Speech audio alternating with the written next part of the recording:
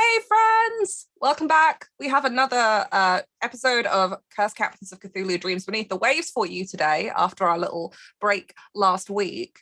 Before I get around to seeing how everybody is, a couple of things. Please don't forget to go and check out the Cursed Captains of Cthulhu Kickstarter. It has funded now, but I hear that late pledges will be coming soon.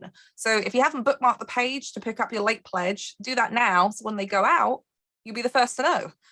You can also check out the Spy Game and Dreams, Nightmares and Half Remembered Meetings over on the Black Cats Gaming shop and DM's Guild, respectively, if you want some fun stuff that works in 5e. Also a reminder that if you want to help our players out tonight or at any point during the campaign's run, you can donate with your bits. I think there is some links below, and if not, I'm sure Sam's got something in chat for rerolls. And these rerolls won't just let players reroll one dice, it will let them reroll all of their dice. So if you want to help them out of a sticky situation, you can do it that way, because I'm sure they'll manage to get themselves in one again this week. But with that out of the way, let's go around and see how our players are doing. I don't know how we're arranged on the overlay, so I'm just going to go by my Zoom call and to my left on the Zoom call. No, right on the Zoom call. I know how directions work. We have Hamna. How are you doing, friend? Hello, I'm doing well. My name is Hamna. I use any and all pronouns. And today I will be playing Lahab Firecracker Zuffer, who uses they, them pronouns. Lahab, they're here. They're doing a time, and you'll see. But I'm a TTRPG performer, and you can find me on Twitter at @shahid_, where I talk about all of the different projects that I'm a part of. I have some really exciting stuff coming up that I can't talk about yet, but you should follow me on Twitter to find out. Gotta love it when you get to the NDA point of like, something's coming. I can't tell you what, but real soon. Speaking of somebody else who does awesome projects, Noir, how you doing? Oh, that's me, and I can find the unmute button. I'm doing all right. Hi, I'm Noir. You can find me all over the internet as the Noir Enigma. That's Twitter, Twitch, YouTube, TikTok, and Instagram. And today, I'm playing Papa Sad Soul, just minus the Papa face, which is appropriate because he took his off, so I get to take mine off too. That's why I did it. But yeah, I've got some stuff coming up as well. Just waiting for contracts to be sent, which is always the most nerve-wracking part. Like, did they change their mind? Is it still happening? But yeah, I'll be all right. I know that feeling very well, Noir. I was awake at 8 o'clock this morning writing contracts. Moving along to other awesome people, we have Belle. How are you doing, friend? Hi there. I'm doing great, Dee. Thanks. My name is Belle Scher, she, her, and today I'm playing Winifred Teague, who is a woman in her 60s, the cook of the ship. I've got my trusty ladle with me for whatever may happen. You can find me on Twitch and Twitter at Belle Scher. Awesome. And last but not least, Kurt, welcome back. You were away the last time we streamed, but it's good to have you back. Yes, lightning will do that. Yes, yes. I got to miss last week because lightning struck my house. Yeah, that really happens. I am Kurt Venetis, also known as Covenant, the Horrible Alchemist. I use he, him pronouns. And today I am playing Broadside Bart, the hyperly paranoid powder monkey who is here to just try and figure out what's really happening.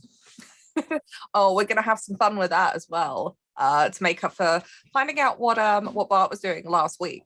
Finally, hello, I am Virginia. I'm your GM. You can find me at Tabletop Board on Twitter and Twitch. I use she, her pronouns.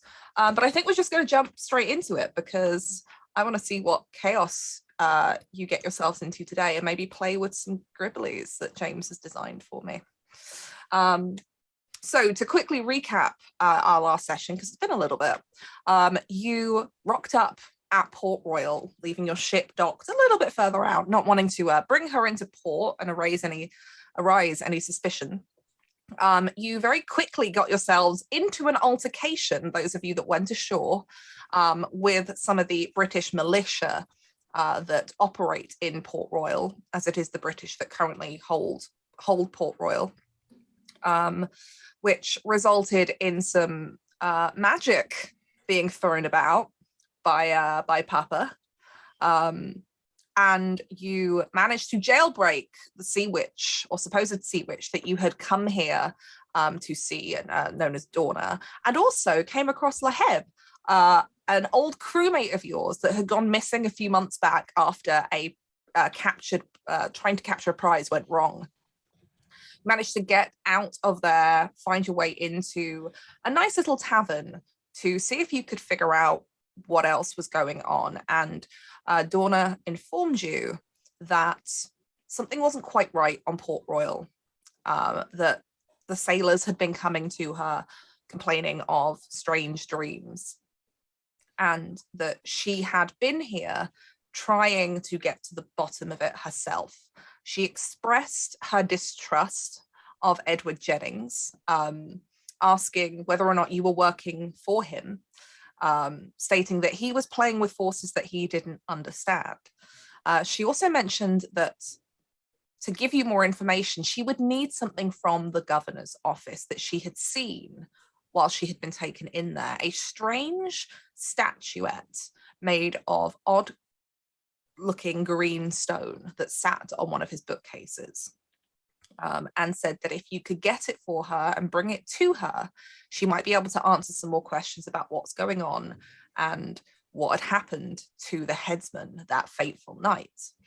She also gave you some cryptic meanings, mentioning something about the Buscadores del Agua Soñando, and hinting that for a port that was being held by the British, wasn't it odd that she'd noticed a Spanish ship in port?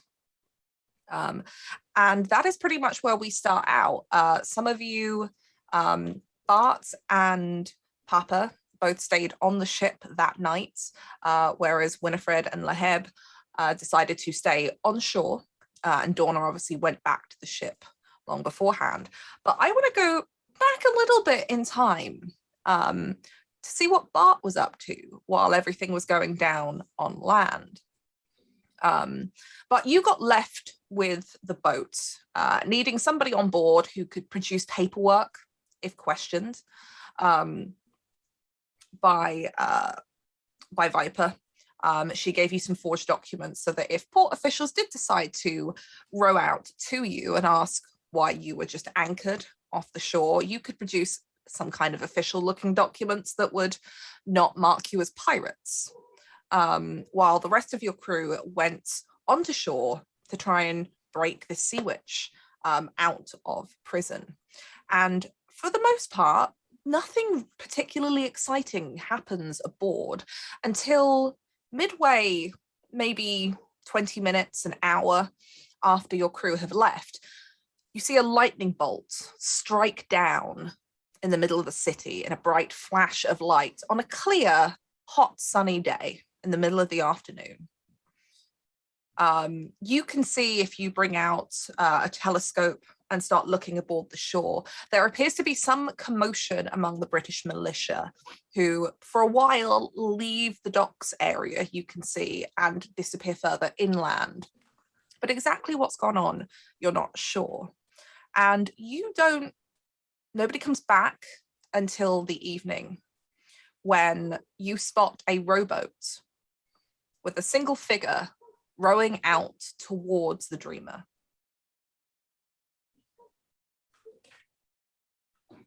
I would take a look at him through the telescope to see if I could get a perhaps view. You see the shape of a woman. You can tell by the shoulders and the way that she's dressed, even in this kind of like the darkness that's starting to settle now.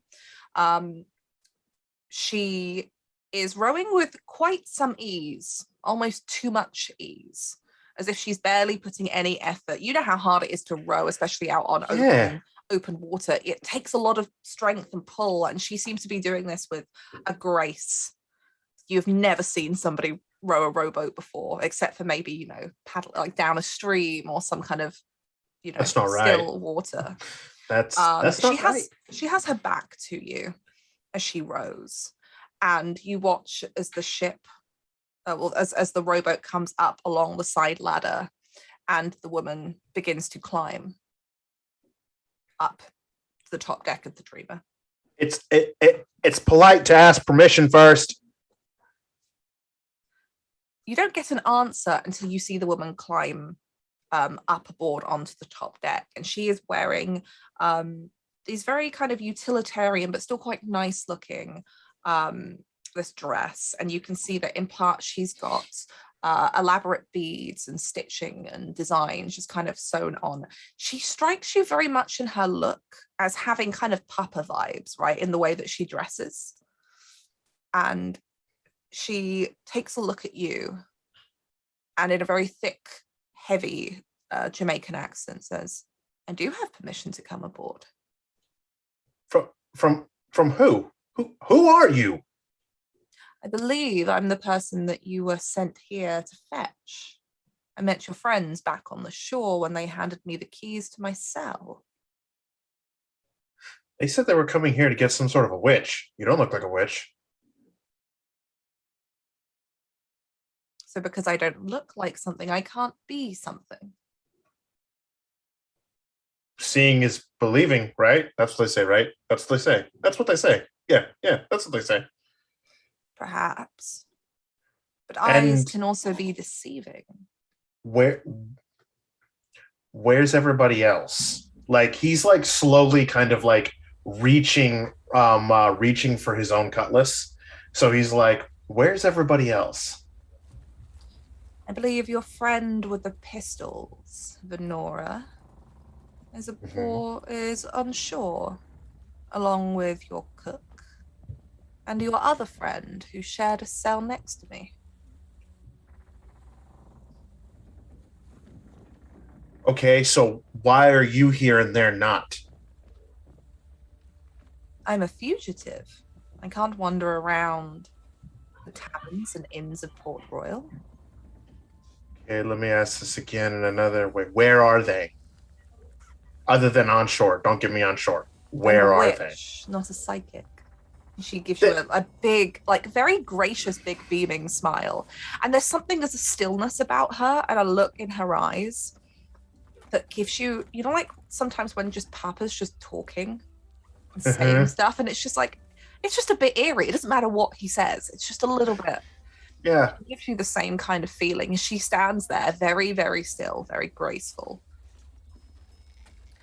I wouldn't reach for your cutlass, but even at my age, I'm quicker than you.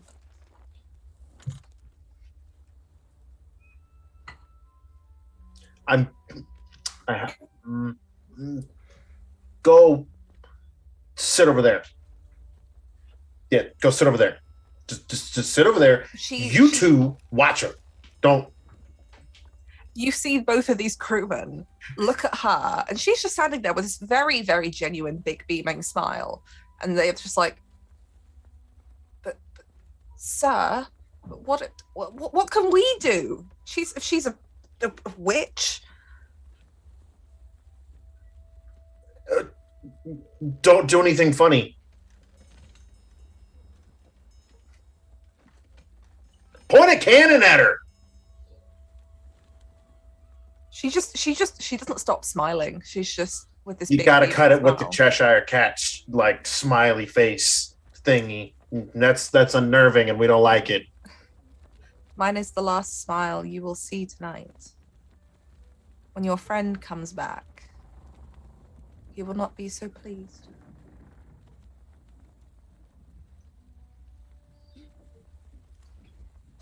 Just sit down. To him. Sit down.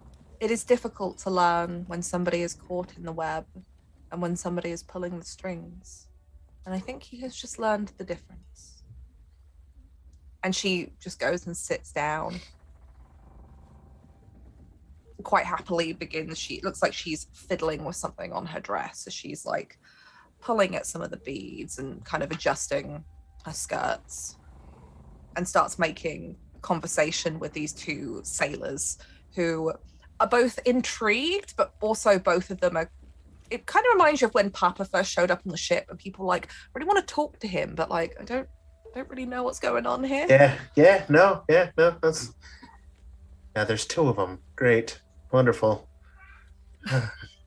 And Papa, it's later on that night, after you have visited the lieutenant, whose back you had essentially you burned her clothing into her skin with your spell. Yeah. It's after she passes away, after you tried to lay your hands on her to heal her, after removing your face paint for the first time in probably as long as you can remember. You start to make your way back to the Dreamer. Are you going to try and sneak on board to not be noticed? He's just kind of walking with his hands over his face, like it's almost like he's holding it like a grievous wound. The hand is shaking, so he's not going to be sneaky, as he's a little too traumatized for the sneakiness right now. So he's just on the ship. But you will see another rowboat a few hours later when it is dark and it's almost pitch black out there, and you can only make it out by the small lantern that's on here. But you see the familiar figure of who you think is Papa Sad Soul. As the boat rows up, the ladder is climbed, and Papa, do you want to describe what you're doing as you climb up that ladder, where you want to go? What it is that Bart will see if he looks over? So you see, Papa doesn't normally struggle with his peg leg, but you see a figure that's having a hard time getting up there, a hard time climbing. All of the certainty in Papa's movements are just kind of gone, and by the time he does get on deck, like he flops over. No grace. It's just kind of on his face, like he lands on his face, and then he gets up and he covers his face and he kind of brings down his hair, and his gait is just different. He's like he's moving like he's limping, which Papa never does. He's just a mess right now. Like Bart instinctively like rushes over because he's never seen Papa, like, for lack of a better term, appearing weak at all. And so he instinctively goes over to try and help him up. Like, what the hell happened to you? Get away from me. For what? What's the matter with you? Where's Winifred? Where? You left as a group and you're coming back one by one. This is a little freaky, man. What's going on? And it's Papa usually keeps his accent down, and like there's just nothing steady about him right now. He just goes, everything's fine. The captain and everyone they are back on the shore and they are fine. But I don't have my face, so get away from me. I just my face. Bart literally pulls like his wrap off of his head and just hands it. There you go. Papa immediately like thumbs 2 eye holes in it and wraps it around himself. And he takes a deep breath. And this is probably the first time, Bart, that you've ever heard Papa say that he doesn't have his face on. And you've probably realized by the way he's covering himself, and just a lack of, I imagine some of the white paint ends up kind of dribbled down the neck. There seems to be an absence of that. So either Papa's face paint is particularly tidy today, maybe he doesn't have it on.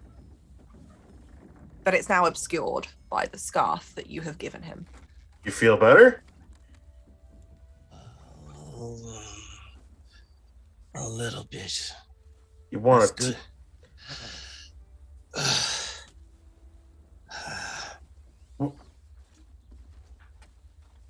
This is the last time I'm staying on the boat. What happened? Where's Winifred? Where's Viper? Like, you can see some of the cloth starts to get wet as tears kind of stream down his face, and Papa looks like you could just see like the dark pupils staring at you, and he just goes, I gave out a death I couldn't take back. You did what?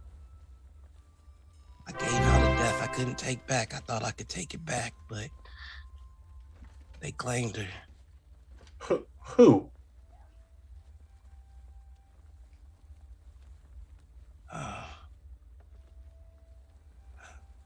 I've never been that loud before. They reached out from a new hell. They reached out from a new hell and they took her. And I couldn't bring her back. And you hear, as Papa's trying to explain this, the soft Jamaican accent of Donna again coming over. She's still been sat the whole night, just sat where you've asked her to stay. And various sailors have probably come and gone and switched out. And she's been sat there, hasn't said a word to you since then. And she addresses you, Papa. She's gone then. Did you learn the difference between those caught in the web and those pulling the strings?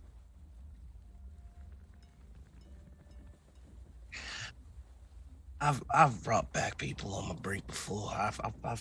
I've snatched souls out of the hands of the devil only to watch him glare at me and make a promise. I ain't never seen him cash in that promise. I've never seen hell claim something so fiercely as they claimed her, and I can't bring it back. I can't take it back, and I didn't. I did warn you that she would die tonight. Who died? Who's dead?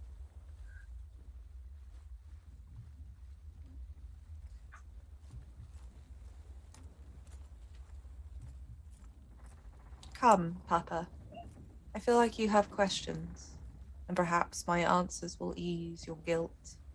And she stands up and comes over to you, Papa. And she takes your arm in a very caring fashion and begins to walk you towards your quarters as if she already knows where she is. Having never stepped below the decks of the ship, begins to walk you there unless you'd stop her. No, he's just continuing, but the limping continues as the absence of that leg is becoming more and more noticeable. Poor Bart. Who's dead? And but nobody else comes back to the ship that night. I very quickly want to say thank you so much, Eric, for the raid-in. Welcome, raiders. You've joined us for Curse Captains of Cthulhu. Strap in, enjoy the chaos. That night, as we talked about in the last episode, all of you experience this horrible dream. And I think I made everybody roll for this. And I can't remember what I made you roll. But could you just go ahead and roll me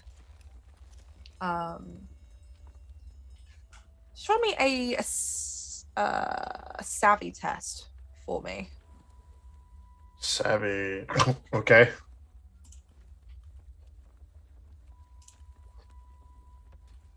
$17.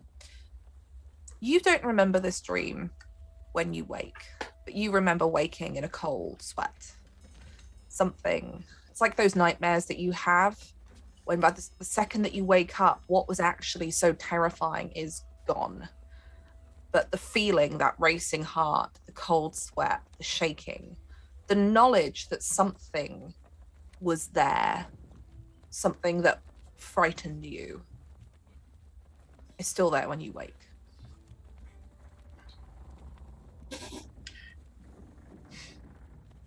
And when you do wake, you are probably met by Papa and Donna on the deck.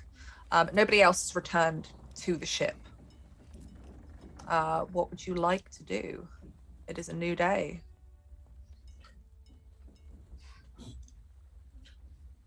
Morning, Papa. Feeling rested, collected. Papa has his face on, and just looks at you. I'm still here. I'm glad you're still with us. Wouldn't want anything to happen to you. But more to the point, who's dead? Where's Winifred? Where's Viper? No one else came back. There's still more work. There's still more work to do. They stayed behind to do it. And as for who died, well, I handed somebody's soul off to a place it wasn't meant to go yet. Who was that somebody? I don't even know her name. Huh? She was a fine officer. She worked hard. She held on to arbitrary laws of men. She wasn't ready to see the real laws that rule the world. She wasn't ready to know about the true forces, the true ways of things. But I showed her. I had her weighed and measured for something that she could not understand. And when they found her lacking, as she and all of us are in the grand scheme of things, they handed out a sentence. And piece by piece, they dragged her to hell. And in my hubris, I thought that I could undo that verdict. And all I could do was ease her descent. She burns tonight because of my foolishness. And she'll burn forevermore because I thought I was more than what I was. That is who died.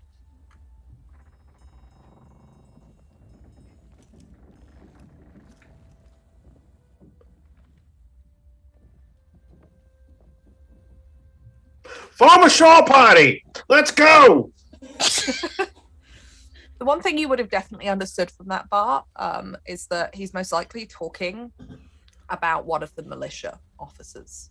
Because No, I get that, but I get that it's not. This should not be any member of the crew. However, he's still concerned that A, the cook's not there, and B, neither is Viper. And so, as far as this is like, where are they? Where's everybody? What? So Bart is going to just grab a handful of guys and a rowboat and go to shore to go try and find where everybody else is. But Papa, just stay with the boat. Don't sink it. Don't call it Kraken. Don't do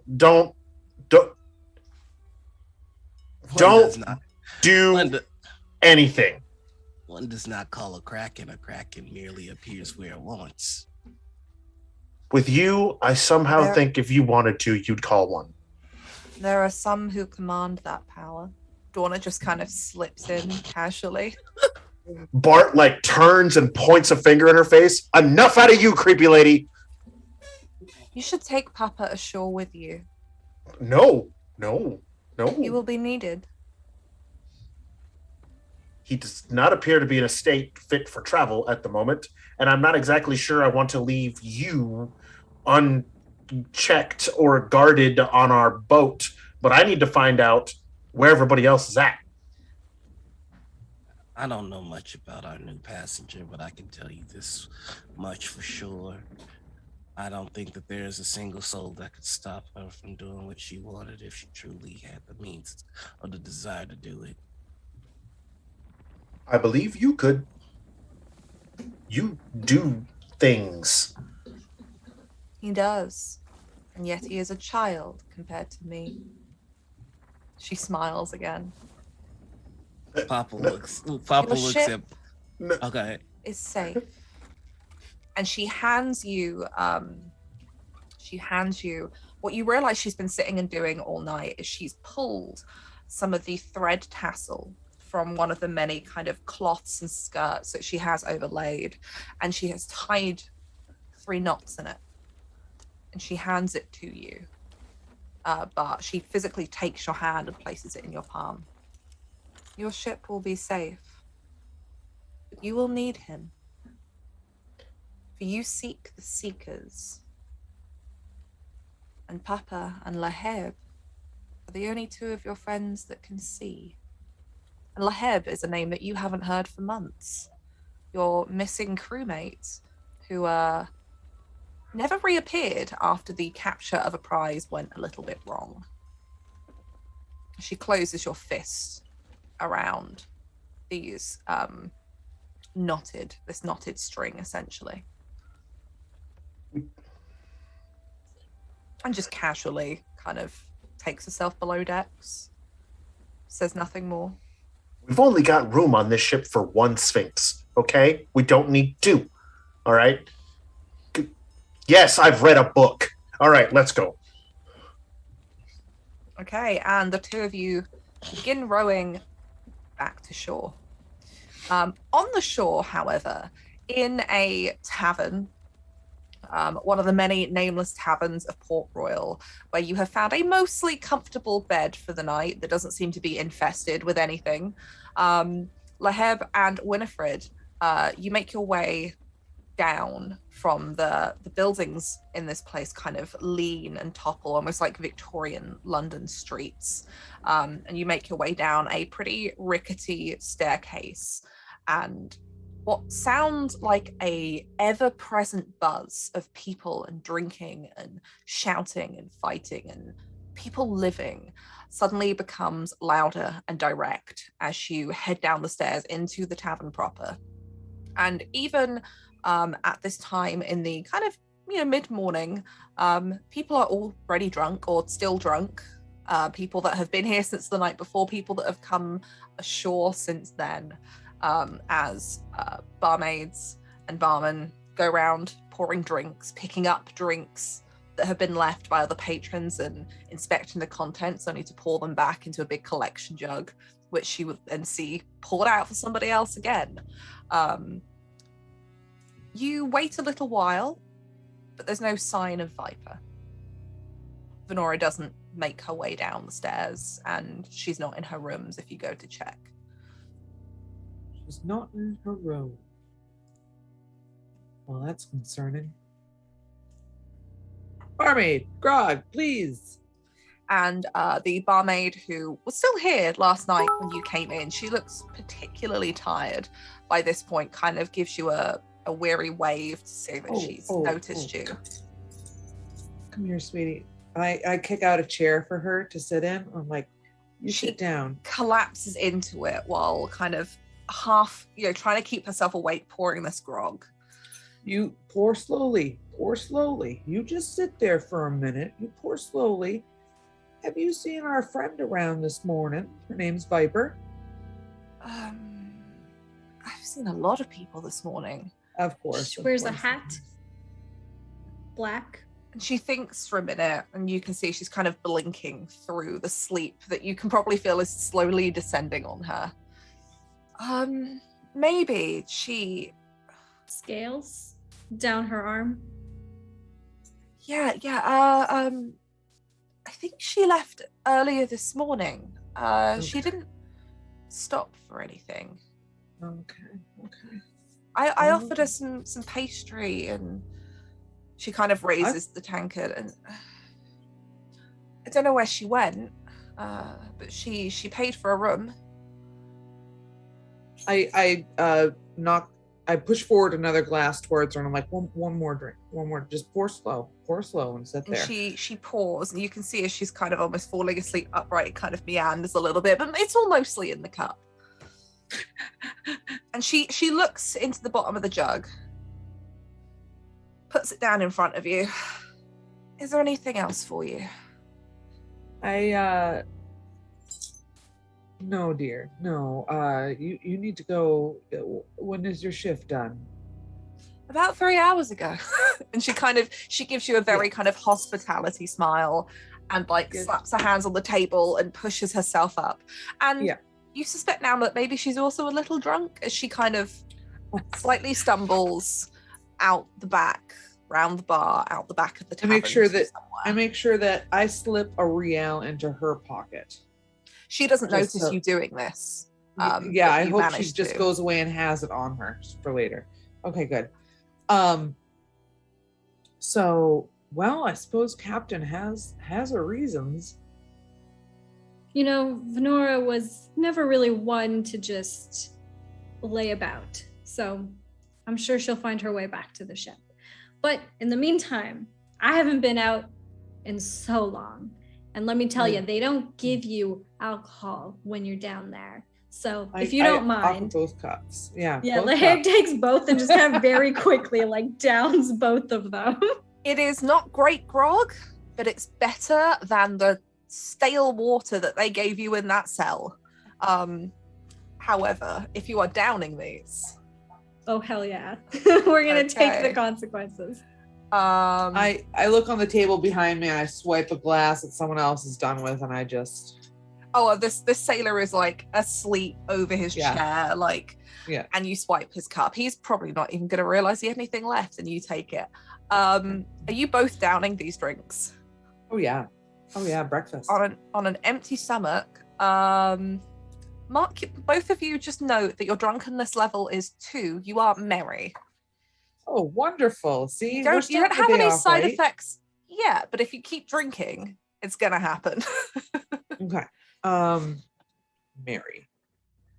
We all could use a little bit of merriment in this world, don't you think? Especially a celebration for making it out, finally. Getting out. Exactly, for meeting up again. It was like it was meant to happen. Yeah, So it would have been nice I if it hated to see it happened go. a little earlier, you know. We've been months down there with the rats and the rocks and Child, if I had smells. known, I would have come for you. I didn't know. I believe it. And So what about this mayor's place? The governor. Question for the GM. Would Yes. I know approximately in what direction the governor's office is? Everybody in Port Royal would, because he lives in possibly the nicest place there is here. It's a very, very large mansion that's situated a little further up the kind of Port Royal's relatively flat, but as the comes on the slightly higher ground, it's very well kept. It has a wonderful view, you imagine, from the windows. So you, and that is where the governor, that's his home, but it's also where he kind of works out of as well. But you would know where this is. You could easily find your way there just by being able to spot the house and walking towards it and just following the streets. But as you're having this kind of conversation and having this cheer, but once you land ashore, there's a few of the men who, while your back is turned, very quickly make way for the nearest tavern. But both you and Papa, as you wander into Port Royal proper, you can hear the laughter of Winifred and Lahib, and very quickly find yourself in the same tavern as them as they're talking about this. But yeah, Lahib, you know where the governor's mansion is. Hey, You're alive. Good. sure am.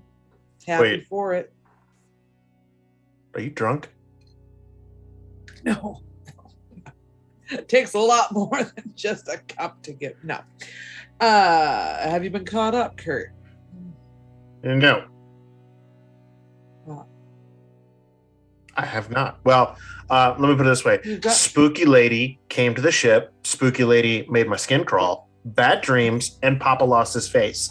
That's all Bad I've got dreams. so far. bad dreams. We don't talk Firecracker, about. you have bad dreams? We don't talk about my Not face. not since I haven't gotten out. I Noted. haven't slept in a proper bed in I know. months. You're alive? Anyway, What?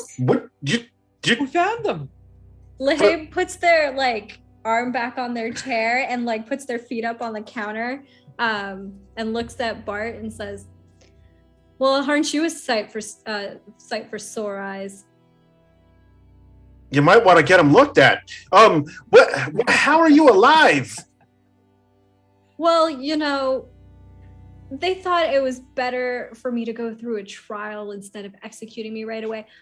Silly mistake, if you ask me. That's where they go wrong every time. Every time. And then they threw me into the cell, forgot about me for months, I would say. And, well... Steven? Sorry. You all came back at just the right time. Months? Months. What? You vaguely begin to remember a few months back when you tried to capture a prize ship, a merchant cargo ship, not too dissimilar to the one that you were on your way to capture when the incident happened, but much smaller in its value, where it went very wrong. They were much more well armed than the ship of their size you expected them to be, and they managed to fight you off. And you assumed you'd lost a couple of crewmen that day as you turned tail and ran. But you've been here for months? Yeah, don't rub it in. Nah, just everything's a little right now. So where's Viper? Lahey passes like another drink over to Bart and says, I think you could use this.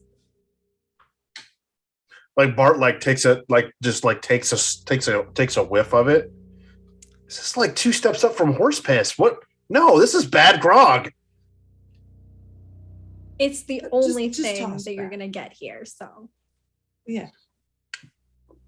I need a clear head for what I'm about to ask you. 1, who's the creepy lady who showed up on the boat last night? It's Dorna. My Yeah, that's cellmate. Dorna. Your cellmate. Right. Okay. Secondly, I'm assuming, could be wrong, but the lightning bolt at midday is his fault? And he points over towards Papa. Papa, that was not your lightning bolt. You didn't summon the lightning that set fire to the thatched house building. It just happened. It just. What do you mean it It's so just happened? strange. It was a clear day. There was fog on the ground. Lightning doesn't come from... And then at that point, that's when Bart just takes it and goes, this deal's getting worse all the time. And he just downs it. It is stale, Oh. quite stale. Although it's not horribly weak. You can mark that your drunkenness level is 1. You are warmed. Yay. It does give you that kind of flush feeling when you down a drink, except it's kind of met with also a slight kind of feeling, because it's like, when you put down a glass of beer and you come back to it 2 hours later and it's a bit lukewarm and just not great. It's that. That's what that is. Yeah. So Viper's off doing her own thing, and we trust her. Okay.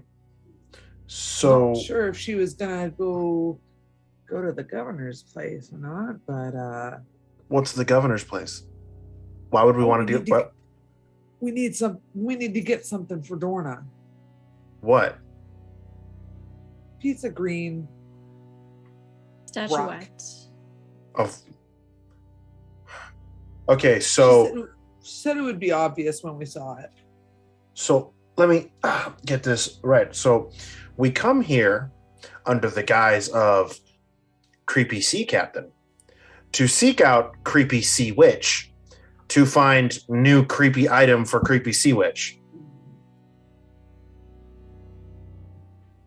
Oh, this is just going swimmingly. Gotta break a few eggs to make an omelet, you gotta do a few favors to get what you need. Okay. Speaking of creepy things, though, I know that the ship went down, but none of you wouldn't have happened to grab a few of my books beforehand. If anybody's got books, it's gonna be Papa. Lahab kind of like looks at Papa inquiringly. Papa, Papa I would, just. Oh, go ahead. you sensed that something was coming that night because you'd already been preparing the bells. So it's up to you. If Papa would have, with his sense of just something's not right, have grabbed some of Lahab's books. Yeah. And had them on his person, probably only 1 or 2 that you could slip into the folds of what you're wearing. They're going to be really water damaged from being in the ocean. So how much of them is left? Papa could have done. I will say that with your kind of otherworldly knowledge, you could have thought that perhaps to grab them would be a good idea. But what state they're in now is questionable. So, thing about that is that I have a hollow peg leg. So I depending on how big these books are, I may have been tear the pages from them. That's most likely what he would have done. Just stored a bunch of pages in his peg leg, which is water sealed, I believe. I will say so. Why not? So you just waxed it up, yeah.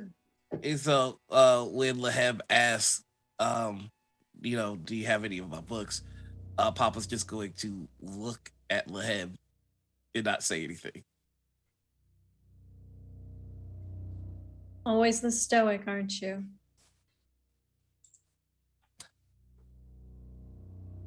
What's in them? Information that, based on what you all have been talking about, might be useful.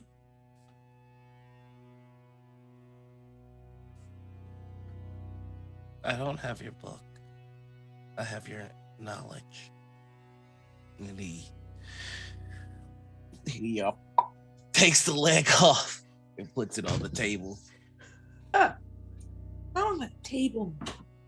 Papa. What else you got? What else you got to come off of there? What? What else you got in there? Lahab looks very closely at the leg. At first thinking that maybe Papa has maybe inscribed some of the passages onto it or something. But finding none of that, we'll just look up at Papa inquiringly. Your leg? There is it's a twisted, gnarled wooden leg that's like it looks like a willow tree just wrapped around in the shape of a leg. And there's like this one section that you would have to look very closely in to see that there's a seam, and he pops it open and there's just stuffed in it pages and pages. I imagine it all just, as you open it, it does like you do if you like cram a load of papers into like a bin or something, and it just explodes out across the table. And you can see pages from your books with their covers entirely absent that have just been crammed into this compartment in the peg leg. And they're crumpled and creased, and you're not even sure if any of them are in order anymore. But there's at least 1 or 2 books worth of your notes in here. You can see in places where, although this has clearly been somewhat watertight, some water has kind of seeped in along the edges, and some of the ink has kind of started to bloom. But the pages right now are dry. Oh, Papa, I knew that we kept you around for a reason. And Lahab starts to amass all of the pages and trying to put them neatly together, not bothering to try and put them in order or anything, just kind of trying to put it all together to take. As you're doing that, there's a monkey skull that comes out. He's like, I'll take that. He puts it back in his leg. Upon sight of the monkey skull, Kiki, who has been kind of sat at the table, kind of jumping around and moving to people as she does, squawks loudly and jumps down, not quite onto the floor, but at your skirts, and grabs at your skirts in a slight panic. Kiki. No. As she's pulling, at your skirts, like trying to get your attention. You know, like the way like dogs will just pat you continuously until you pay attention to them. You feel something like hitting against your leg in your pockets. All right. Oh, well, I scoop Kiki up and I start to like coddle her a little. And I'm like, it's okay. I got her nuzzled up to my chest, and then with my other hand, I dig into my pocket and I pull out that strange thing that I found in the bottom of my pot, and I just like start to see what it is. You pull it out, and it is some rough shaped object that has been wrapped in a few layers of what looks to be some kind of parchment paper. And as you pull off one layer, the paper, you can see where it's been wet has kind of like dried in this form. So it's almost like unwrapping a present and like tearing the paper, you know, when as paper kind of thickens after it dries when it's been soaked. And you see Kiki on your shoulder, quite excitedly kind of bouncing almost, but squawking. And she's drawing some attention to the table now. Okay. And as you peel it open, you can see on the last bit of paper that kind of wraps it, what looks like blooms of ink on the back half, where like ink has seeped through from where this has got wet. And as you free that last bit of inked paper, you find this black stone. On one side, it looks like something has been carved into it, but it looks like it's been broken on either edge. There's a flat, straight edge, and then rough sides, as if this is a piece of something that was shattered, with these carvings in here. And it's weird. This has been in your pocket now, you remember, for quite a few days, since Nassau, when you first discovered it buried. Well, Kiki discovered it buried at the bottom of your pot. But it still feels slick in your hands, almost like it's kind of oily or wet, but you don't, there's no residue on your hands. It just feels that way. It's quite unpleasant. And something about it just feels odd when you look at it. You're not sure why. It never looks quite right. There are markings on it. There are carvings across the front. Can I make any sense of the markings? No, it's really hard to tell, especially since this is just a small fragment. It's about, just big enough to sit in the palm of your hand. If this is a language... Was there any writing on the paper? There is. Okay. As you spread the paper out, it's kind of difficult because this has got wet, and so the ink has bloomed. But I'd like you to go ahead and just make me I guess this is going to be studies test, to try and see if you can still make out what has been written on here. Some bits are still kind of legible, but in some places the ink has just kind of bloomed. So trying to work out, nice, 17. Yeah. Okay. As you kind of lay this flat on the table, careful not to tear the paper up, as it's quite kind of crunchy now. You see your name at the top, and it just says Winnie. What is this? Okay. I know it's just my name? It's just your name across the top, as if it's a letter addressed to you. And it's written in a very it's a nice handwriting, but it's somebody who's got nice handwriting who's rushed writing it, because you can see where the ink has smudged a bit, where they haven't waited for it to dry before they've wrapped it. And what you make out from here is, Winnie, I know about the stash, but if you find this, keep it safe.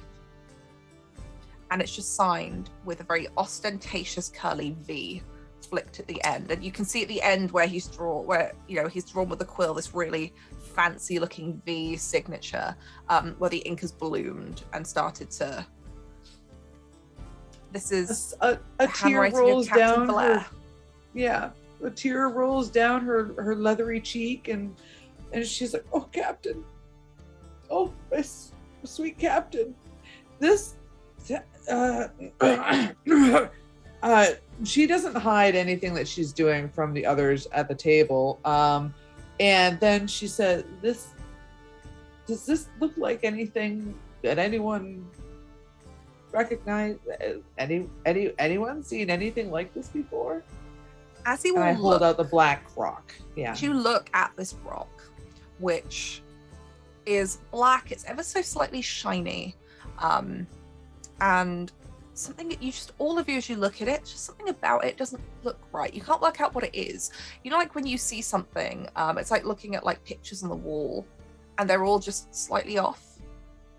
But you can't really tell when you're looking at them that what exactly is off about them. This gives you that same feeling. There's an uneasiness about something about the way it looks just isn't quite right. Especially to you, Papa and Laheb. If anything, you get a stronger sense that there's something just makes you uncomfortable about the stone, just the way that it looks. Can either Papa or myself determine anything about the engravings or the markings? You can attempt to if you like. Yeah, I was gonna ask if I could make a studies roll. You can. Who wants to make the roll? Who wants to assist? Because you can work together on this as Winifred hands the stone to your side of the table. My studies is 2. What do you got, Laheb? I got 3. Ooh. Okay, so I'll assist. All right. Okay. So for the assist, what do I add for that? Let me just double check here. I believe you're gonna add my modifier, which is 2. If they have a lower characteristics or they're a hindrance, not a help. So, Okay, never mind. So then I will help. yeah, so if Papa makes the roll, you add a +2 modifier to his roll. Got it. All right. Laheb. So let's do this. My modifier is +2, and I get to add another +2, right? Yes. So you're +4 total. +4. Yeet. Ooh, 16. So you do have a reroll, by the way, Noir, if you want to, but I can tell you it's not quite enough to get the full picture, but you do pick up between you some things about stone. Then we're gonna re-roll it. I feel like living dangerously. You can re-roll up to all of your dice because this is a re-roll bought for you by chat. All right, then we're gonna re-roll all the dice. Yeet, 17. Okay, 17. Wow. Roll 20 was like, I'll give you a little bit more as a treat. That's it. So just a little bit more spice. Between the two of you, you look at this stone and you both, if you wish, touch it and turn it over in your hands. There's nothing on the back. It looks like it has a straight bottom edge that indicates that maybe it was part of a larger piece. What that piece was is hard to tell. It's not too thick. It's a few inches thick. So perhaps a plaque or something of that nature. The rough sides would indicate that this had broken away from whatever it was part of. And they're not nice, clean cuts. This wasn't somebody who had like carefully chiseled away a piece of something. This is something that had broken or some force had been used in it being displaced from wherever it came from. It has, you notice the same feeling that Winifred did, that in your hands, it feels slightly damp or slick and oily, but there's no residue. It's not actually damp. It just feels that something about the property of the stone itself feels that way. As for the markings across the front, Papa, you recognize that this is definitely some kind of language. Although what language you're not entirely sure, but the way that these small markings, and it's a few rows of text that are very, very finely and accurately chiseled. Winifred, you probably almost mistook them for a pattern, almost, rather than words at first, just because of the way they're banded and it's on such a small piece. But Laheb, you can't read this text exactly, but you've definitely seen it before, or at least seen this text inscribed in books that you've read relating to particular entities that are perhaps not so pleasant. If you've read bits about elder gods or some of these stranger rituals of people that claim to follow these kind of beings. You've seen this writing inscribed in books of other people's research on the rare few trinkets and artifacts that might have been found. And you've seen bits of translations in places, but the one word that you do recognize on here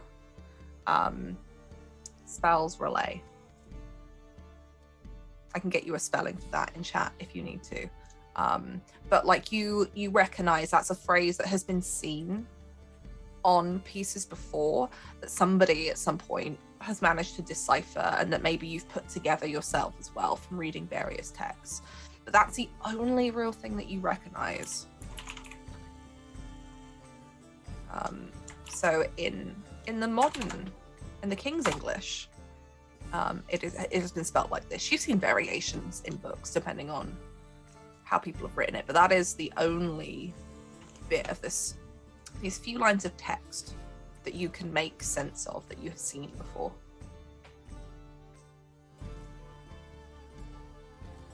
It says relier. I've seen this word before written. I can't make out any of the other text, but I think it might be a name. A name? Huh? That's a weird name. Maybe. Name It's a of guess person at or a best. place? Okay. Maybe a place. Maybe a creature. Maybe Dorna will know. Looks French. Unless the French have started to get into the occult and the supernatural, I doubt it's French.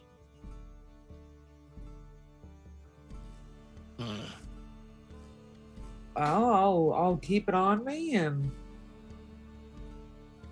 I don't know where Valere found this.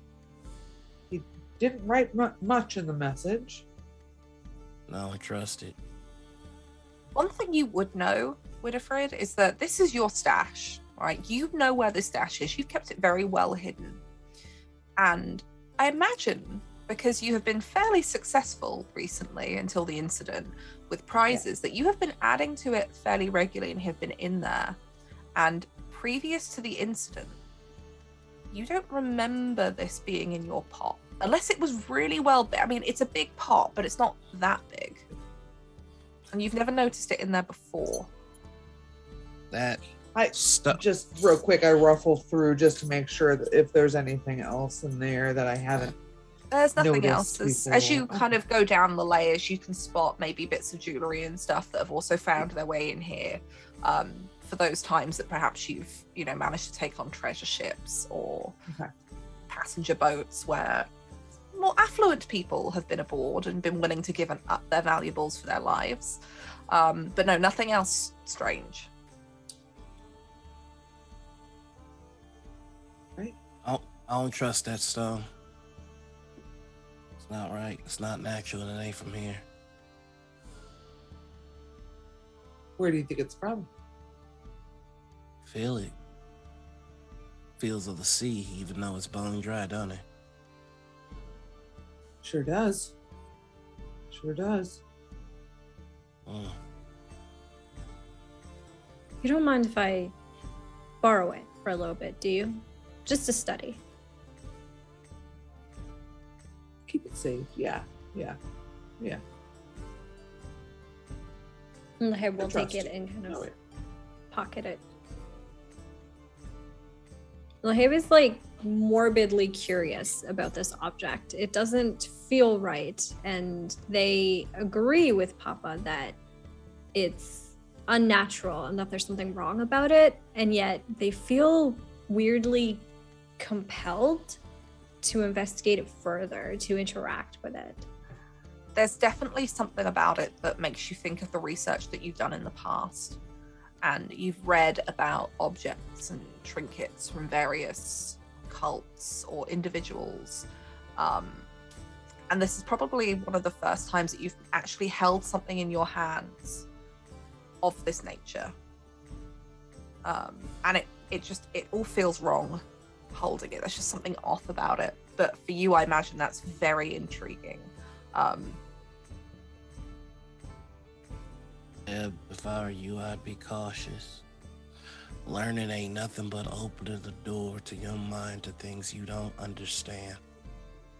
And from your mind, it can get into your heart and your soul, and there's no getting it out. Be careful what you learn. Be careful what you let in. Be careful what you let it make you become. But that's it. Do you think this thing can be, like, things can be attracted to this thing? Do you think? Well, let's look I don't at want to be holding on to something that's cursed. Well, let's look at what we know. Who we get it from. Valaire had it. Well, I had it. Well, where's Valaire now? Something tells me this might be related to the statuette we're supposed to get from the governor. Right. Maybe. Go after the governor's place. I just want us all to be careful. Sometimes you can't take death back. It's not I death think I'm that's all after. the time. But there's times you can take back death there, Papa. Often, I thought.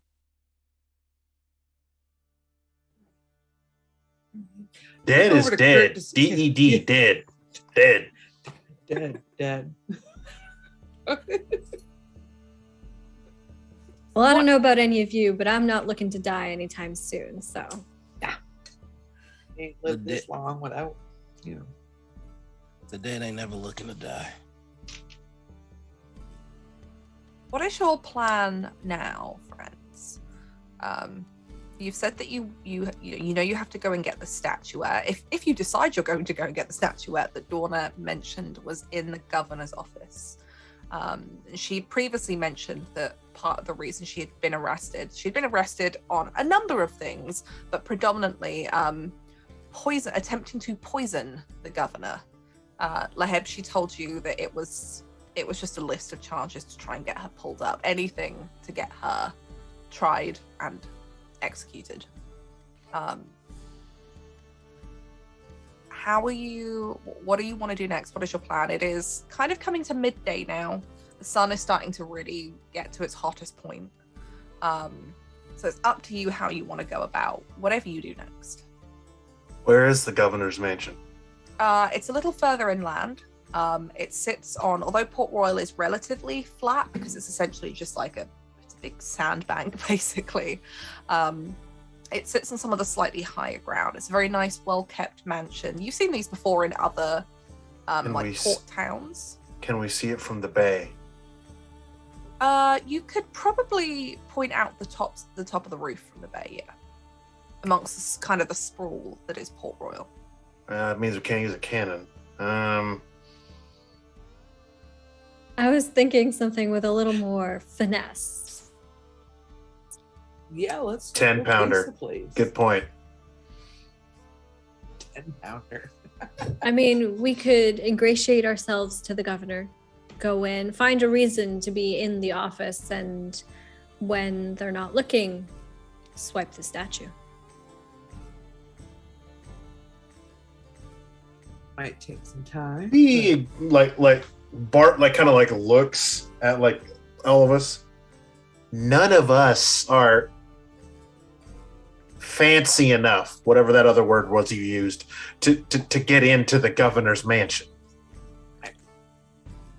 We can lie. We don't have to actually be the people that we claim to be. Laheb, I will remind you that you still have from your prison break your powdered wig and clerk's clothes that you stole from the prison. Which I will pull out. Oh, My bag. wig! We're good. This is what all of those fancy people wear, isn't it? Yeah. And I Yeah. happen to know my way around some poisons. I can pretend to be a healer, someone who's here to help identify the attempt that was made on the governor's life. Good. Okay, I'll buy it. Let's work on this. Yeah. Wigged mystic healer. I'm here for it. Mm-hmm. Now, Wait. I know the rest of you are good at stealing things. We all are. You know, I have never stolen a thing in my life. I don't know what you're talking about. Kiki could help. That's it. She Send the can be monkey in. quiet. What do you think, Papa? I was just going to walk in. You know, we've tried that approach before, Papa. It didn't work the best. Remember when you happened to just walk into Creepy Captain's cabin? She didn't appreciate that too much. It's a good plan B, though. So does Papa have a different face paint on, or is it the same face paint It's the as always? same. It's the same. Like he looks exact same as yesterday. Okay. Most folks don't take too kindly to, death personified walking into their home. I'm just throwing that out there. I mean, maybe we try and put a happy face or something. Oh, I'm not death personified. I am a guide to the transition.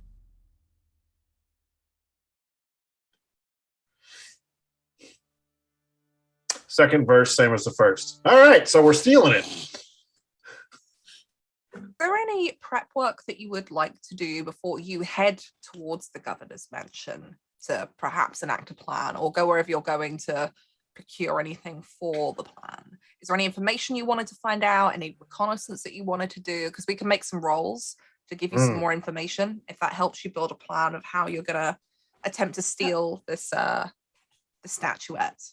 Yeah, how well guarded is the governor's mansion? If you wanted to, you could all kind of take a walk around the streets and kind of pass it. Anyone who wants to, go ahead and just make me a I'm gonna say seafaring check, because seafaring also covers kind of spotting dangers on land as well. And a lot of this is trying to figure out, how well guarded is he? How much of a threat are his guards? 18. Yeah. 16 Nice. is still good. Anyone else want to make the roll to have a look? Oh. 10. I have a +0 to seafaring, so it's not very helpful.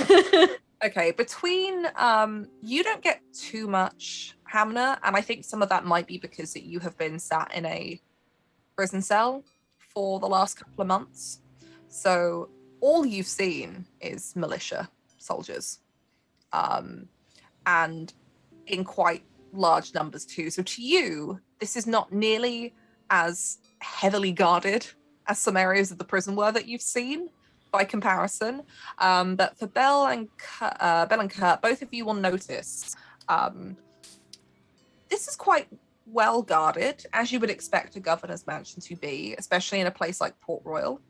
But what you do notice is that there are other guards here that are not dressed in British militia regalia.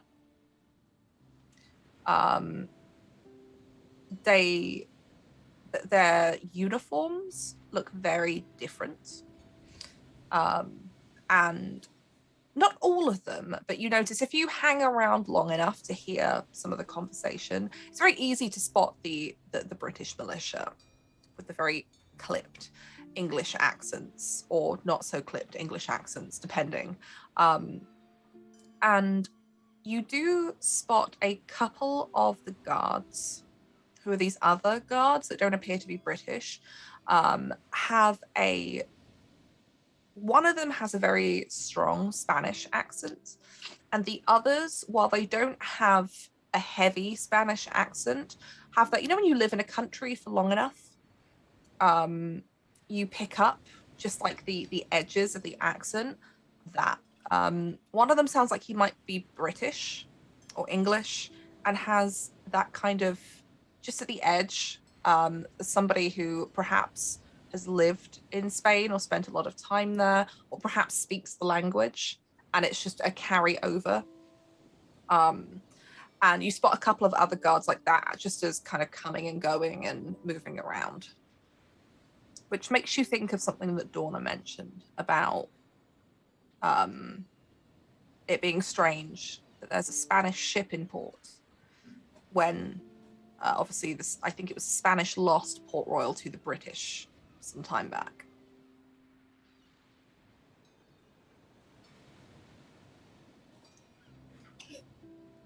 Do any of y'all speak Spanish? I like that idea. Do we If have languages on here? We don't actually. That's one thing that I had noticed. I'm sure there will be stuff for languages, but it might not be in the quick start rules that have been developed thus far. Okay. But if anyone wants to make the argument or can come up with a really good kind of backstory thing about how they might speak some Spanish, I'm totally willing to, if you can convince me, I'm totally willing. I think Papa would, just because there's a lot in relation to what he practices to some Spanish variations of it as well. Do you know what? Yeah, I will take that, because I know kind of we've spoken behind the scenes about kind of where you're drawing some inspiration from. So yeah, no, I can totally see Papa being able to speak at least a little bit of like basic Spanish, and then maybe some stranger words that nobody really ever needs to use in Spanish, but Papa finds a use for them in his rituals. All the time. So, I'm imagining this is like the Scooby-Doo thing where like we're all like peeking around the corner. One really like, thick palm tree that everyone's behind. And like when it comes to like it's supposed to be Papa's turn to like reach over, you realize that he's actually walking towards the front door. And you walk up, and there's three guards here. One who doesn't appear to be doing much work or on duty. He's sitting and talking to the other two, one of which is dressed in British regalia, and the other one is dressed in a slightly different uniform, but still quite as prim and as proper. And they both regard you. And it's the British guard who regards you first in a very, very posh, clipped officer's voice. Can I help you, sir? I'd like to speak to the governor, please. I'm sure there are plenty of people who would like to speak to the governor. Do you have an appointment? No, but I'm one of those people. Can I speak to the governor now? Oh, I see. Well, wait here. Thank you. And he has a very kind of like expressionless look. Like you get the feeling that maybe it's, he's a bit too warm, it's a bit hot, and he doesn't really want to be out here. This is maybe in his mind a bit below his station, being this kind of almost, probably in his mind a bellboy of just like back and forth, seeing people in. But he disappears up steps into the large double doors of this mansion and disappears off inside, leaving you outside with this other British guard who is kind of like, he's kind of stopped talking. They were having a casual conversation about some tavern or a girl or whatever, and he's just kind of sat. And then you have the other gentleman. Yeah, the guard that I'm just waiting there, Papa's just gonna look at him and go, "You should probably say something to that girl if you like her, because you never know when you're gonna die." And he speaks back in English, and you get the sense that he is perhaps British, but he's got that slight Spanish accent. Well, perhaps, but I'm not going to be in the Port Royal for long, so it seems pretty pointless, don't you think? What's life worth? How do you value the moments that you spend? If there's some chance for you to have a moment of happiness before you are sent to where we all go eventually. Isn't it worth having? How do you know that the place we are not all sent to is the place that I am happy to go? And he kind of asks with a smile. Because the ones that judge you in the end don't care for your happiness. And he says something in Spanish, which you can understand as we all seek different dreams. And he gives you a big beaming smile. So what are you here to see the governor about? You don't look like the kind of man who is coming with warehouse documents or offers of grand industry. I've come to apologize. Oh? I transgressed. You sure you do not want to see a priest for that? No. What are the rest of you doing, by the way, as you see Papa has spoken to this guard, and you can just hear the conversation at the edge of your hearing as you're kind of, imagine you're kind of like milling around the side streets, making casual conversation, smoking some tobacco or whatever. Bart taps Liam on the shoulder and like, let's go. They're distracted. Let's go around and go in through a window. Yeah.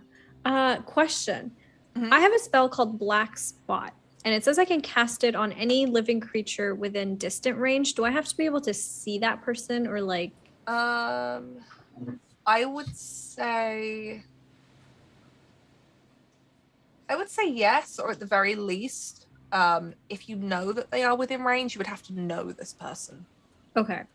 In that case, yeah, Laheb is going to take Bart up on his offer to go around the back. And specifically, Laheb is going to look for maybe like a window that goes into the governor's office, trying to get a visual on the governor, maybe like sitting at their desk or talking to somebody or something like that. Okay, I need the both of you to go ahead and make me a savvy test then. As well, Papa is speaking to these guards. You slip off and try to make your way around the side of the governor's mansion. Does this involve another character? It does. Okay, in that case. Wow, okay, that's pretty good, yeah. So you manage to slip off and you don't think that you're noticed by the couple of guards at the entrance as you go around. The windows on this building are quite large, as they would be for, a mansion, a house of this size. It is 2 floors. So as you peer around and kind of through the windows as you're looking, you look into one room and it looks like some kind of reception room. It's a not too large, but an open space that has some chairs, a table you can see where refreshments have been set up, and some bookcases. The kind of place that you might take somebody, who was waiting to see the governor, or perhaps when receiving guests. You can see the fine silverware here that you would expect. There's nobody in here right now, but it does look like somebody has been here recently. There are a couple of glasses of what you imagine are quite fine wine, and a silver decanter that you can see have been partly drunk. You can see a couple of open books, whether they've just been left open to kind of look good. You know how like you leave a book on your coffee table so people think you've actually read it, or No. perhaps somebody was perusing. I don't do that. What? As you make your way around a little bit further to the house, you can see you've reached kind of the back. I don't know if they had gardens, but like a back area that could also be used for entertaining, that's quite well kept. You manage to sneak past a couple of guards here who don't appear to be doing actually any guarding as such, but are just here leisurely. These are more of the guards that don't look like the British militia. And as you start making your way around again, you can see on the downstairs there is an office. in there, it's kind of hard to see because the curtains have actually been drawn, but just through the gap in the middle, you can make out where the door is on the other side of the room. And with the split of sunlight coming through that gap, the narrow vision that you get, you can see this very large, ostentatious desk that disappears out of sight of your vision where the curtains come down. You can see piles of papers and writing instruments on there. What maybe is a coin purse of some kind. You can just make out on the edges of the darkness of the room, bookcases that appear to line the walls, and some things on the wall, trophies, plaques, something. But there's no sign of the governor in here. What you do hear, though, is from an open window upstairs, and you can hear an older man with a thick Scottish brogue, laughing about something, and another man with a heavy Spanish accent. The two appear to be talking something about the court, something very formalized. You're not really sure that, like, you're just getting bits of the conversation as it's just loud enough to carry down to you. But you suspect that this is some kind of official business that's going on. You can hear mentions of the Royal Court of Spain, and mentions of a ship docked in Port Royal's harbour. But that's kind of all you can get the gist of. Laheb, you probably know who the governor is here for sure. His name is Archibald Hamilton. You may have even seen him a few times or heard him in the jail. You think that the man with the Scottish accent is most likely him.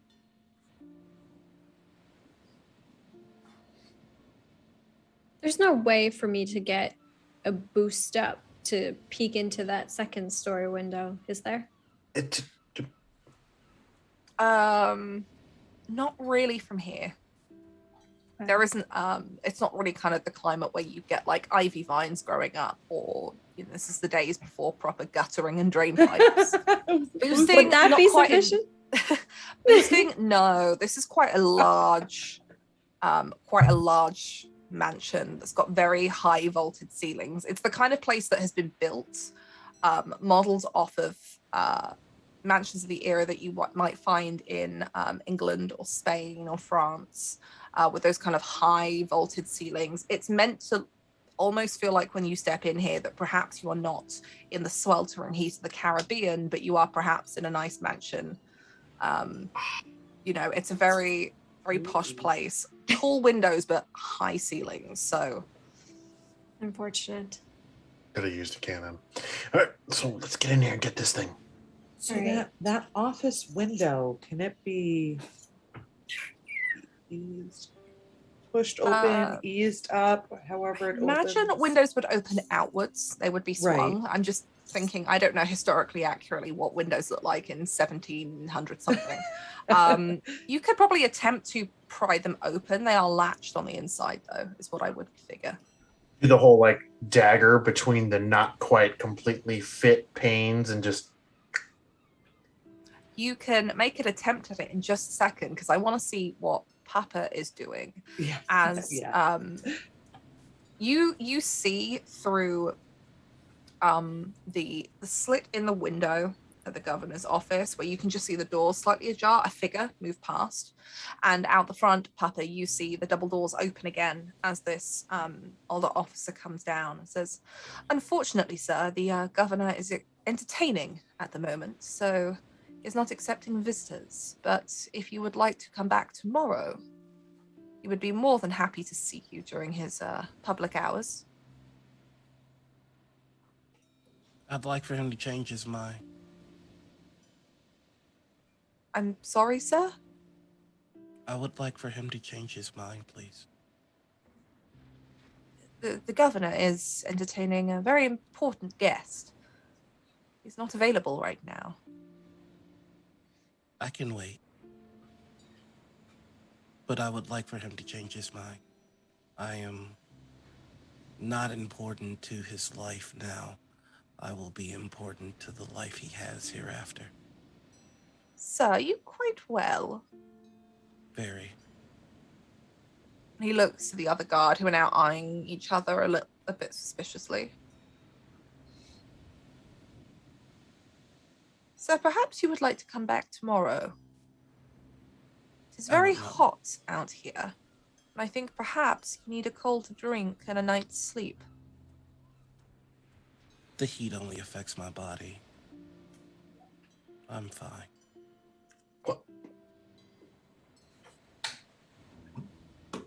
He kind of stops as if he doesn't quite know what to say to you. So I'm going to have to ask you to leave and return tomorrow if you want to speak to the governor. I would like for you to change your mind. And they're both just kind of standing there, looking between each other, unsure of how to deal with your very calm demeanor. Sir, if you do not leave, I will have to remand you into our custody. Can I warn you not to make threats that will lead us both to a level of unpleasantness? I would like to explain if I could. I come here in desperation to help the governor. And in so doing, I come to help you and everyone in this port. Your souls are in danger. You have to have seen the anomalies here. You have to feel it in the wind. There is something Sir, I don't wrong, think you're quite very well. broken. And as he says this, as he starts to make an approach towards you, the other gentleman kind of stops him. No. He speaks sense. And this other guard gives him this, confused and slightly annoyed look. Well, you are not in charge here. It's like, no. I think he would, like, my master would like to speak to him. I think yours too. And there is a small kind of public disagreement between the two of them over whether or not you should be allowed in, whether or not disturbing the governor is worth it. And the British guard not quite understanding why this other guard is even paying any attention to you because clearly you're drunk. And this goes back and forth a little bit, Papa. Until the British officers, well, fine. But if the governor and his excellency is not pleased, then on your head be it. And he kind of just stands there and he looks very indignant as this other guard gestures you to follow him up the steps. Please, come, my friend. Thank you. And you are led into the house. You were taken to the room that I just described, this kind of reception area. It's quite bright and open. The old glasses here are cleared away by a couple of stewards and fresh ones replaced, and you are poured a glass of wine. And he says, wait here a moment. I will go and find the governor. I think perhaps you may have some very interesting things to say, my friend. Thank you. And he gives you this kind of sly smile as he slinks out of the room. The rest of you are still outside the governor's office, and you can hear the noise upstairs of Lord Hamilton and another figure, maybe a couple of other people as well, as conversation goes on and drinks are clearly being had. What would you like to do? Well, we're trying to jimmy that window open, correct? Yeah. Okay, who is doing the jimmying of the window?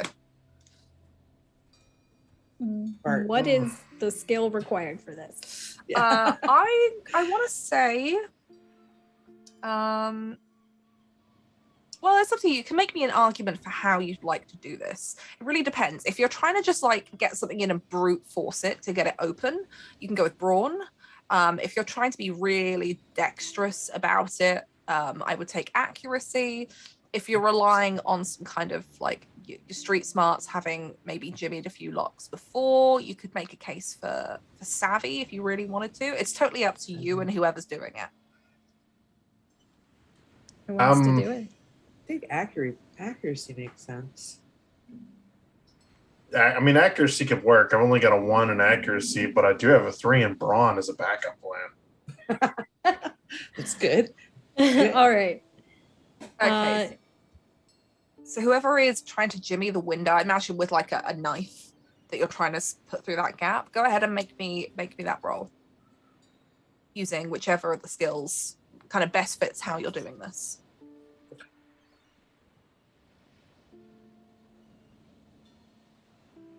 I think Winnie's going. Wait, who's got the best accuracy? I've got a 0. Oh, I've got a 1. I've got a 1, but I have a reroll.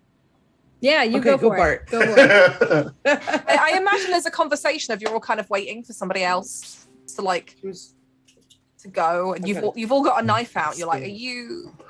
Why are we so bad at this? I'm better with a lockpick. Every Well- part of me wants them to like see over the window and just see Papa standing there. You're in the room on the other side of that kind of wing. That would be really funny, though. But you're briefly reminded of the conversation that you had with Hornigold, where you said, "I'm not good at the spy stuff." Yes, I am. I am reminded of that. I'm not good at the spy stuff. 16. Okay, so you, after a minute of confusion about who's actually trying to jimmy the window, you slip your knife between the not very well fitted windows. They're slightly older, nothing's perfect. And you start trying to like shimmy it along, and you can see where it's starting to cut into the wood a bit and shaving some of the paint. But you manage to get to the latch and just bending. Luckily, your knife isn't too thick. It's a thinner one, and you can just ping the latch, and you hear the brass catches go ping as it kind of hits against the windowsill. And you can see the window kind of just kind of creaks a little bit as the pressure is relieved that's holding it tight. And you can just get your fingernails under there to open one window, and you can undo the latch on the other from that point if you want. So at this point, the curtains begin to kind of blow in the breeze, letting flickers of light into the room now. I assume the Habe has been wearing their clerk's clothes this whole time, and they're gonna now pull out the wig and put it on, and then crawl in through the window, so that if anybody sees them, they can act like they were supposed to be here this whole time. So with a quick boost up, you are into the room, adjusting your powdered wig, and you are standing in the slightly brighter governor's office now, as the drapes are billowing these very thick, heavy curtains that you're not used to seeing. Any of you really used to seeing in somewhere like this, where it's so hot. Most people have their windows open to let the breeze in, or have thinner drapes. Obviously, the governor is very wealthy, so he can afford these really beautiful brocaded curtains. But you can all slowly make your way in until you are standing in this office, and you are surrounded with bookcases that line the walls. This beautiful desk, which has been carved and polished out of some very, very fine wood. It's one of those ones where like the felt doesn't cover all of the top of the desk. It's just that it's got like a little leather mat that you would do your writing on, your inkwells and your quills, a burner for melting your wax seal things, some stacks of fresh paper, some envelopes that are sealed, some stacks of written on papers, several drawers on the business end of the desk, and what looks to be a very comfortable, expensive chair. You can see on the bookcases, between the books, where space has been left for items and trinkets, and on the spare spaces on the walls, you can see where things have been mounted. This is the look of somebody who collects things.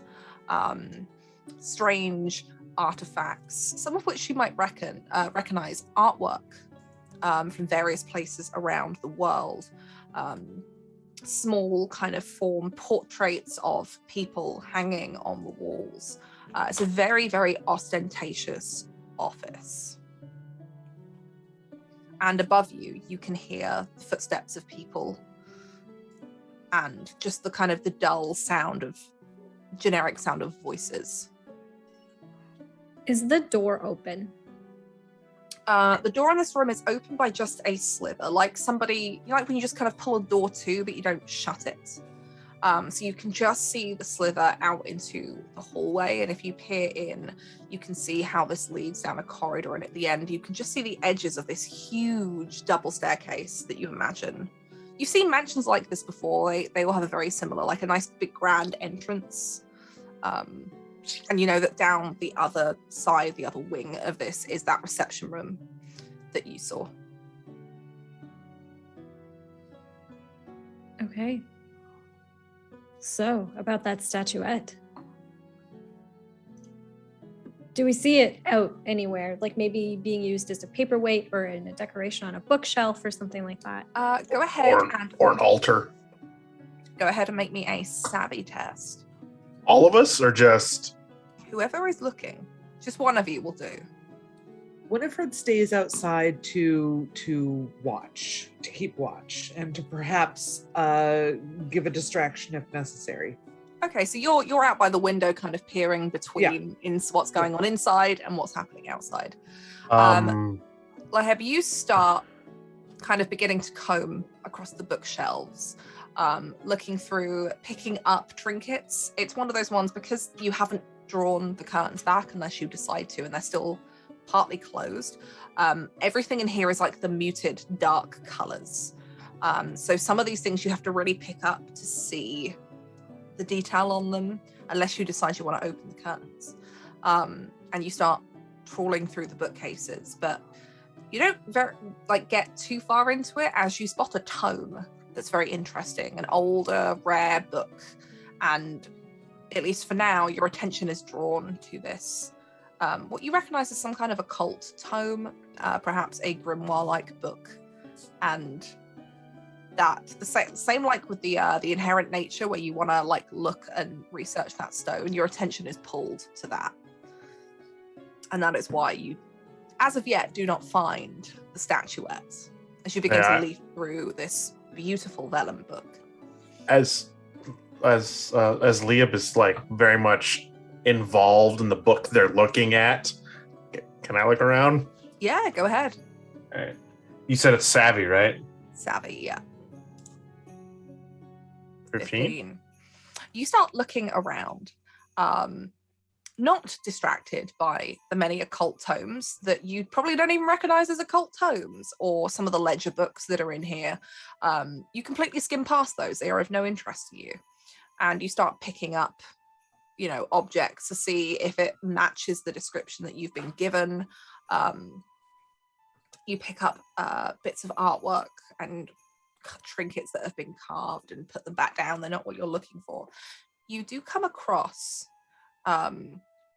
a space on a bookshelf, and you can see where it looks like there was something heavy here, as the actual shelf itself is slightly bowed in its shape. You know, like when you put something heavy on a shelf, even for a little bit of time, it just kind of dents it down. And this is older wood. It's not as springy as perhaps it once was, especially in the dry heat, or the humid heat, sorry, that you get here in Port Royal.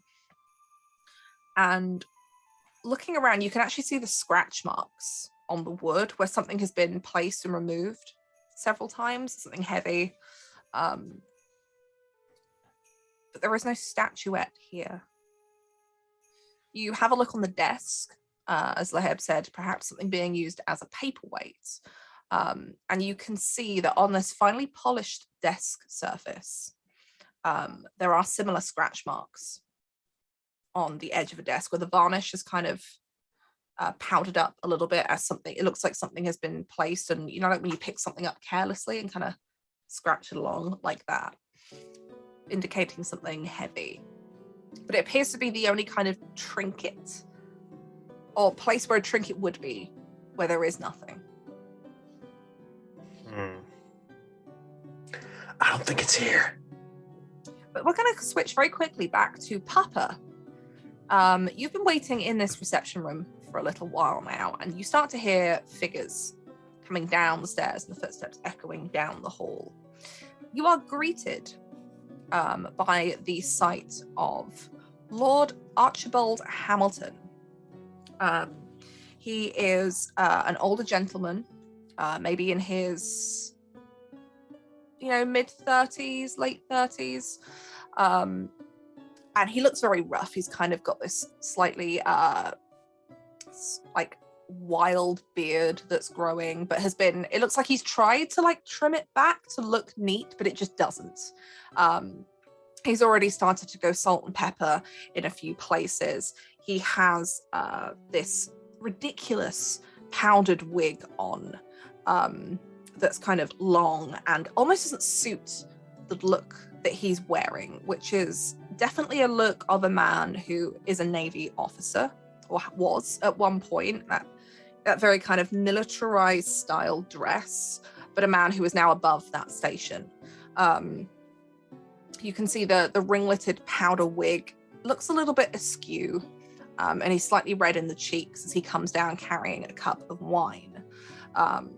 And you can, really nice ostentatious clothing, sleeves that kind of frill slightly, and he is with a Spanish gentleman who is equally dressed very, very finely in garb that you might recognize is very popular within the Spanish courts. And they are kind of laughing, and he too carries a cup, and the soldier that led you in opens the door to the receiving room and says, my Lord Archibald, Your Excellence, this gentleman is the one who I thought that you might find interesting. And both of the men regard you, and kind of how Archibald raises a glass. Says, yes, off with you now, and kind of waves him out of the room, the thick Scottish accent kind of following as the door is closed. So, what is so interesting about you? Me? Nothing. And the Spanish man replies, yes, well, my friend, he says with a tone that indicates that man is definitely not his friend. It is definitely, his guard, servant, whatever. Mentioned that perhaps you had something about you, a gift, a uniqueness. That might be true. That might be true. Yes. I help people walk from one side of being to the next. The sea has been wrong for some time. I'm sure that men of high status like yourself have seen it. Yes. The seas have been wrong for some time.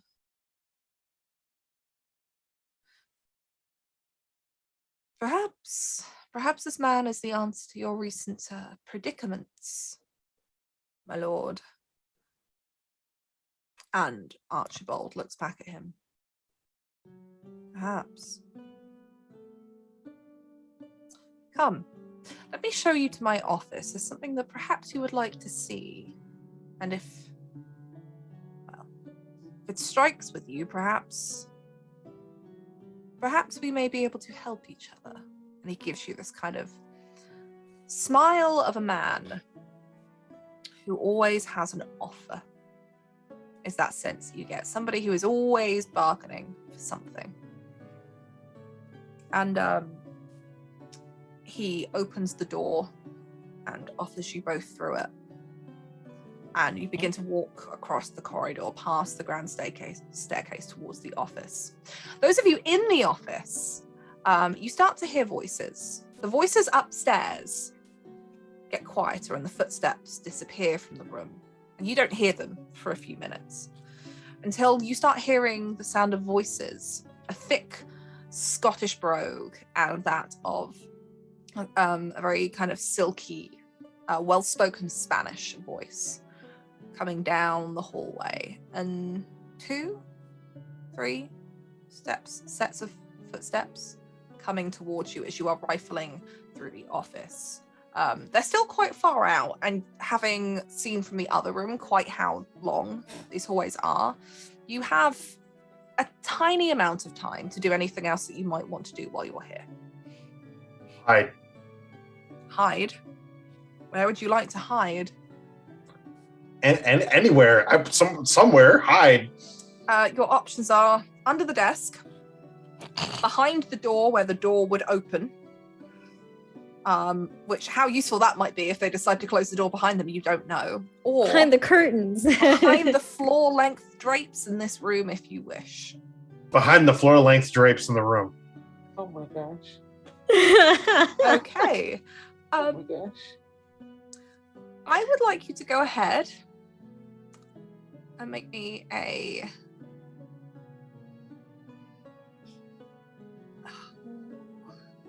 savvy test as you hear this and you start trying to move these drapes to get behind them and make sure they cover up your figure. 17. Okay. 17. You are standing behind these drapes.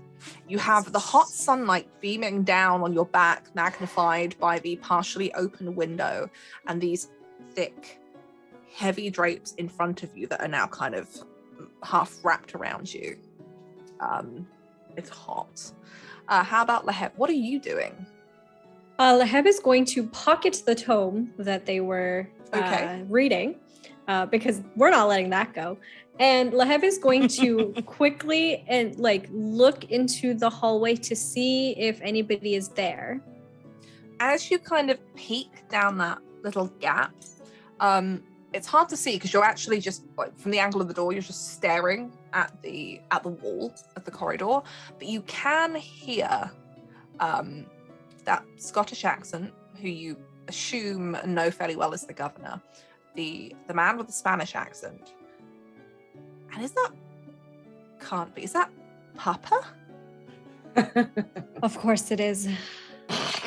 Laheb is going to slip out of the door and into the neighboring room, if possible.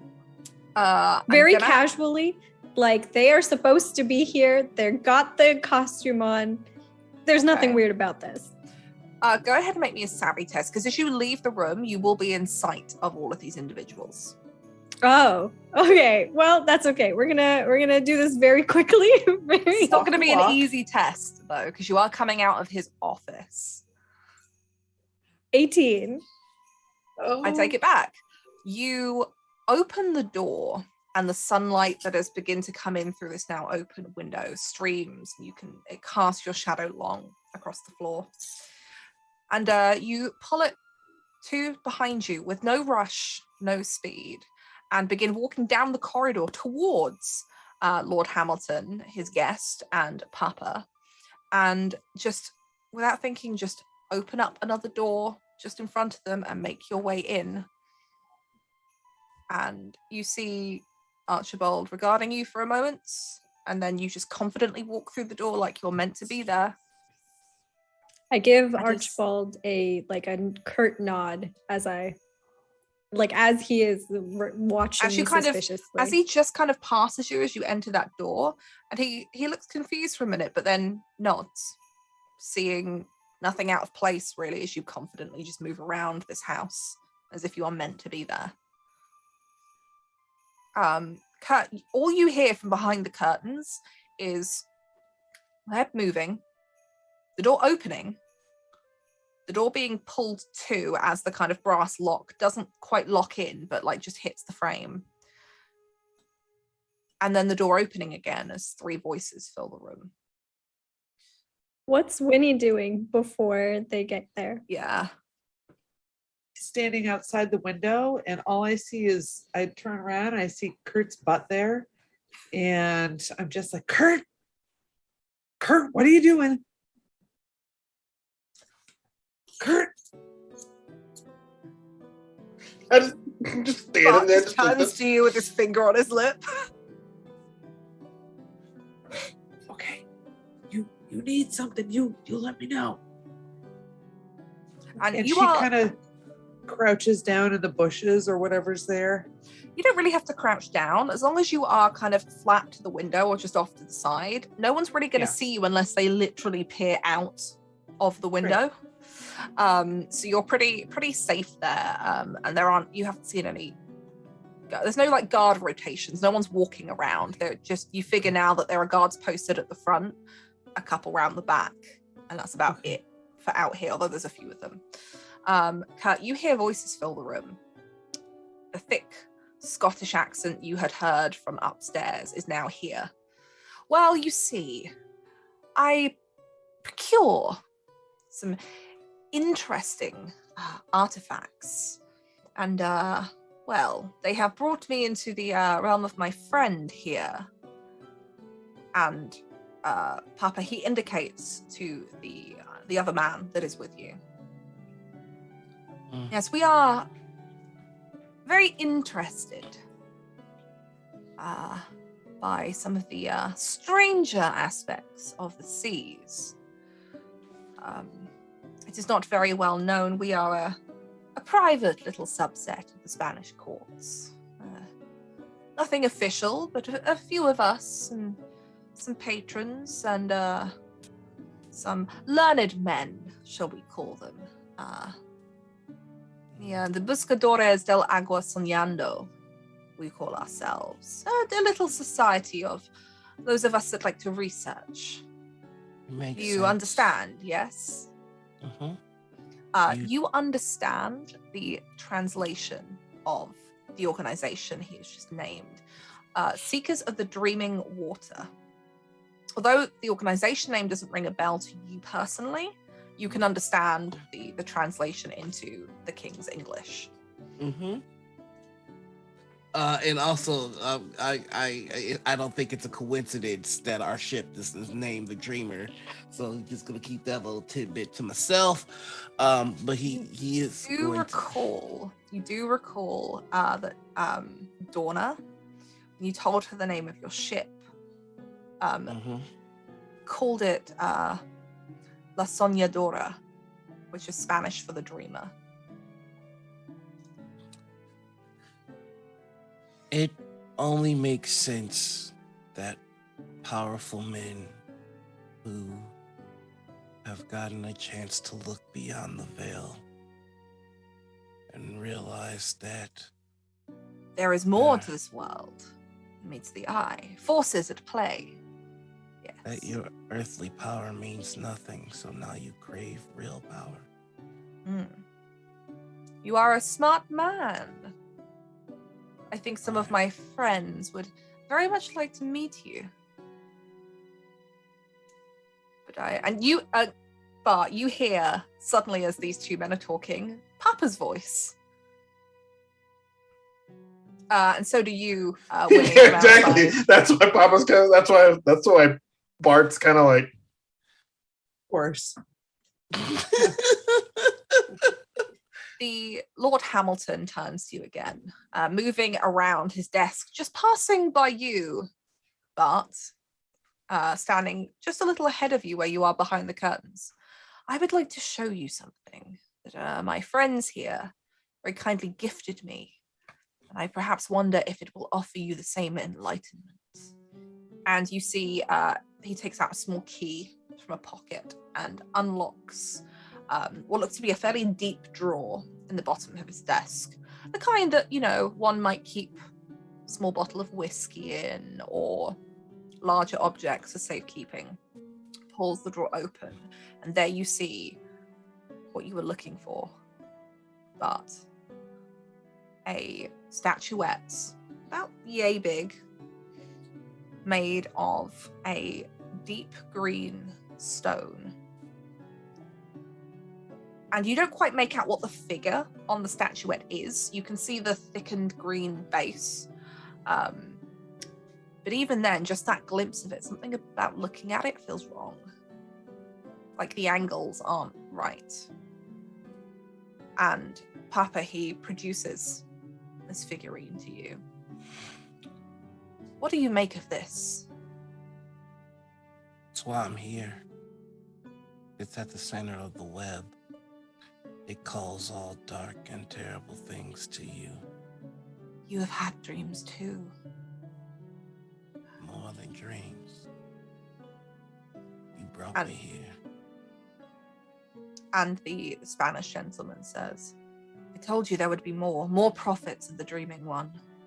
And Papa, what you see on this figurine is a thick base. It's all made of this green stone that bears some resemblance to the kind of black stone that Winifred had earlier, in that it looks kind of oily and slick, and everything about it looks wrong. It looks far too big and far too small in some ways, and although you can clearly make out the angles of this square base, they almost don't look it like they're off, but they're not. And there's nothing about it that you can pinpoint what's wrong. It just is.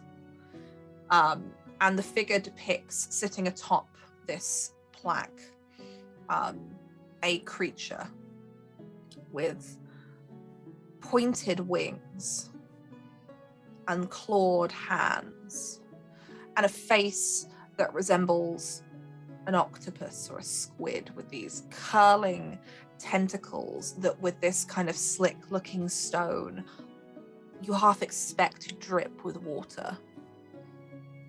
And it's a horrible thing to behold. It looks like a caricature, but not. And you can see in the way that it was carved, you can imagine it being carved by a madman. It looks like somebody had spent all of their life, and yet seconds of it, to put this horrific creature into stone, as if their life depended on it, as if like an artist sketching something in the few moments they had left between heartbeats before they died, seeing something terrible. It's just got a rushed off look about it. I need you to make me Courage. Yeah. What's your total courage right now? 14. 14. Okay, you need to roll a 14 or higher, is what I'm gonna say. Do I add anything? 46 plus. I guess you can either go with harness or abjure if you want to. Yeah, I'll go with abjure. Oh, just by one. As you look at this stone,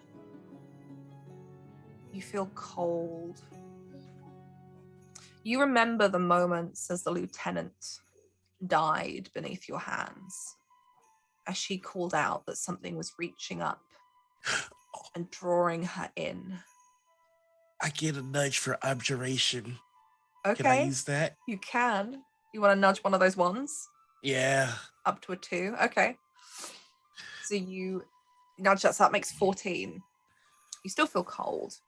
Yeah. You're briefly reminded of the lieutenant in her dying breath, as she seemed to feel or see something that you couldn't, that something was reaching out, swallowing her into this dream and pulling her beneath. And for a moment, you feel that coldness strike somewhere in your chest, the kind of coldness that makes your spine curl, as you feel something reaching out, a coldness, like the cold ocean at night. And then you kind of shake yourself, and it's gone. And you can see Archibald looking at you expectantly, both of the men. You feel it too. Do you see it in your dreams too? Do you know what that is? And he goes to answer, and the other gentleman cuts him off. Do you know what that is? And he gives you this curious look, like he's testing you. I do. That is an invitation to the heart of the madness of the sea. That is a challenge. That is a challenge to a dark and old thing. dark and old and sleeping beneath the waves. The longer it's in your possession, Closer we get. and the greater the chances that he might awake. I do not think our friend here has come to help us. This is the man with the thick Spanish accent. Yes, Bart? When he says that, I would like to pop out from behind the curtain, hold a blade to Archibald's neck, and say, Jennings sends his regards. And you jump out, cutlass drawn, blade at the neck. You can see the point of the cutlass cutting its way through some of the ringleted curls of the powdered wig. Papa, as Bart just appears from behind this curtain, Winifred, you hear this going on, and suddenly as you look up, Bart's form is no longer behind the curtain, but is standing behind the desk, cutlass around the neck of Archibald Hamilton. I imagine like maybe grabbing onto him with the other arm. Laheb, you don't see any of this happen because you're no longer in the room, but you have found your way into what looks like a music room. There is a harpsichord, would have been theoretically correct. I should know this. In the center of the room, some sheet music. You can see a couple, like a violin and a cello over in the corner that have been placed down, perhaps for use of any musicians that perhaps Archibald has as in his employ when entertaining. Is there anything that you want to do? Because now you are out of the room, but you are essentially in the house. Nobody has questioned your presence yet either. I am curious about why there is such a strong Spanish presence in Port Royal, given that the British have taken over. And so I want to look for any documentation or records that might give more information about that. Maybe not necessarily in this room. Maybe I go and travel around the mansion a little bit as much as I can and start just looking for papers. Okay. I'm going to say that with your disguise and the fact that you are kind of confidently walking around, and this isn't like there's a guard at every doorway in here. There are some servants and stuff, but you're pretty good at making it look like you're meant to be here. And from what you can gather by the other people that you see that are clearly not servants of the household or guards, it does look like that Archibald is entertaining several guests. So nobody really questions your presence in that sense. And just go ahead and make me a studies test. You'd imagine that a lot of this documentation might be in the office that you just left. So this is kind of more of knowing what you're looking for in these other places. 14. It's upstairs in the room that you think is above the office, or nearby to it, one of those rooms. You find a bedroom. And in here, you can find it's clearly a room that is built for one person. This isn't like a shared room. It's not like a servant's quarters.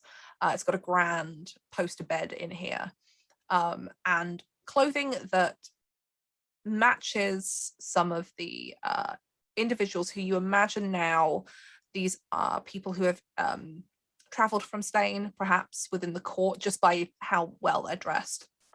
Or a faction within the court, or people that have been hired by them in that sense. And you manage to rifle through some of the belongings in here, and you find a letter. It's a correspondence that mentions an artifact that may be of interest to the receiver of the letter. It doesn't go on to detail much about the artifact, but it does mention that included along with this are documents for docking at Port Royal. And it looks like this was written by Archibald to whoever's room this belongs to at some point previously. There are a few fevered letters that look like they are dated around a similar time or within a couple of months that mention dreams, something reaching out,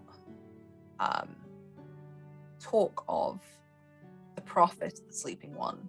It's all fragmented, like it's been written by a madman in some kind of fever dream.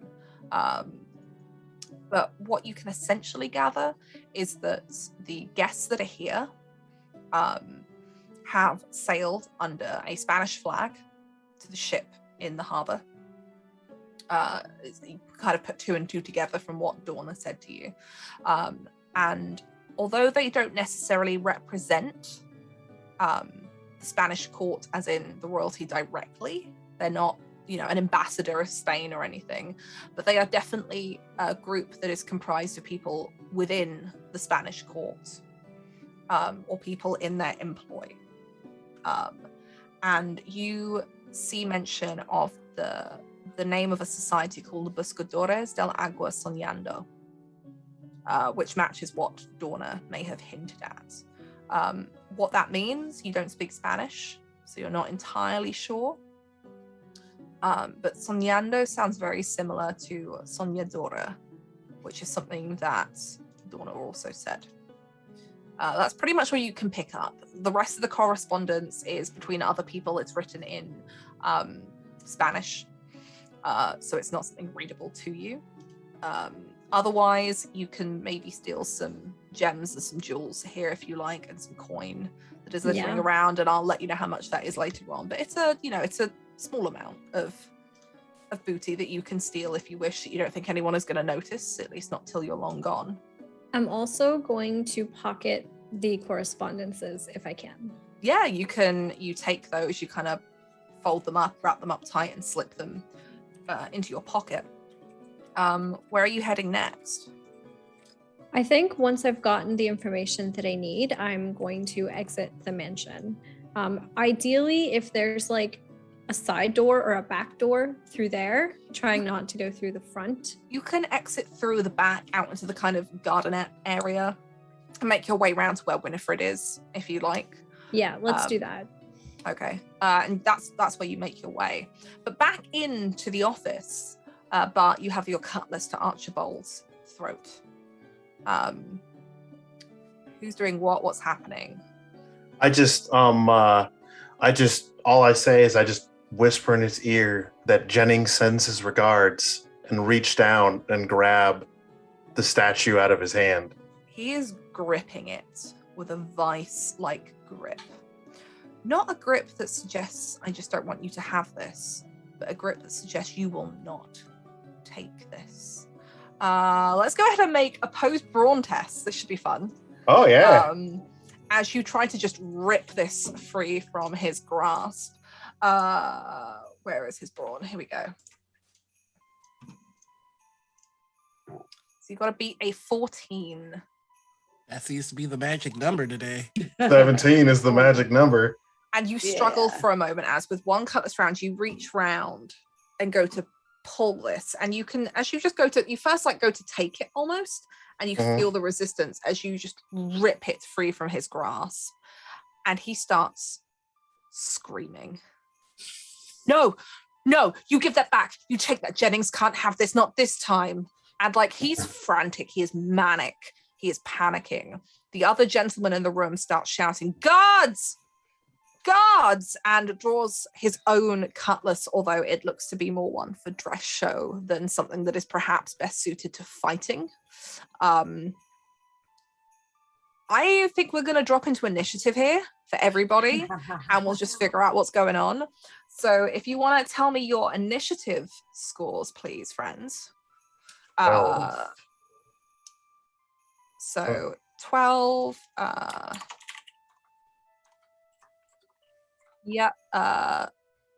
Hamna?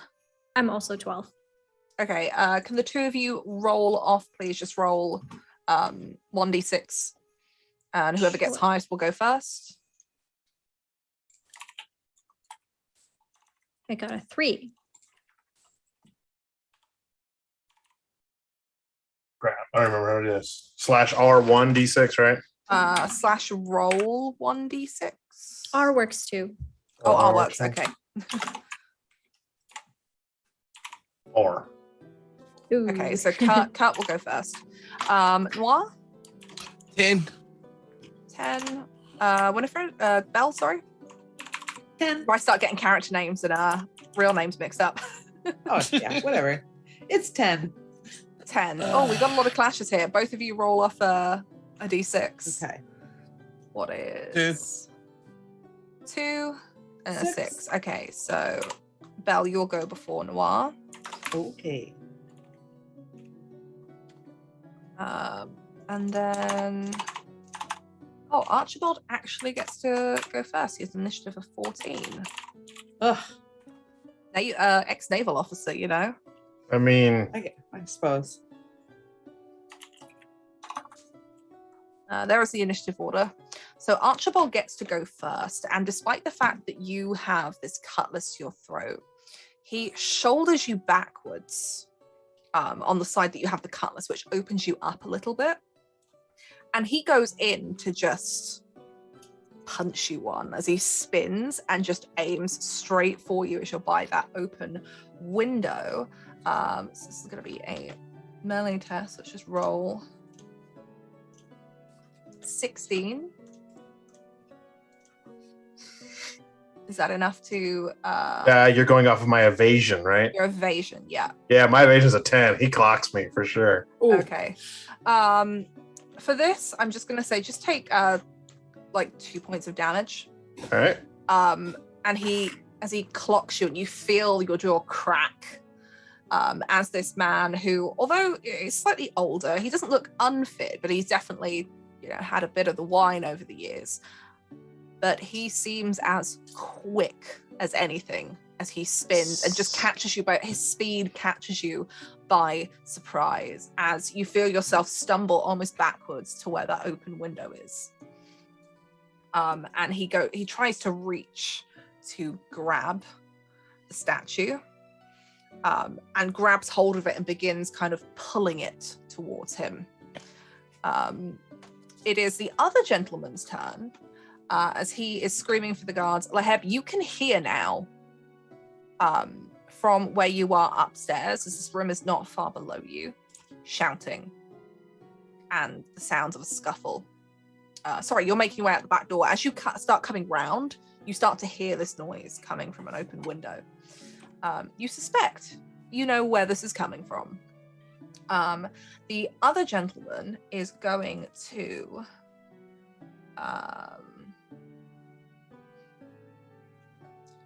you watch, Papa, as you're also stood there, and this suddenly erupts in front of you mid this conversation, as the gentleman, the Spanish gentleman, begins to move his hands and speak words and throws his hands outwards like this. He's casting a spell you would recognize. Yep. Okay, let's see if he can manage to make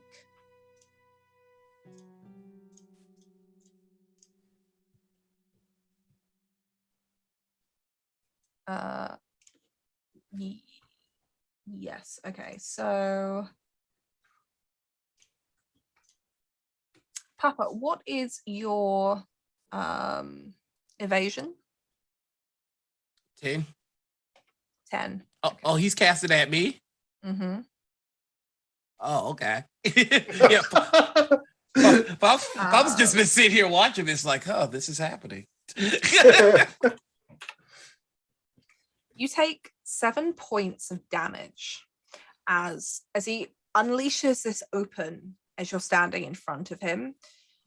You feel for a moment that coldness that has swallowed up as something grips at you.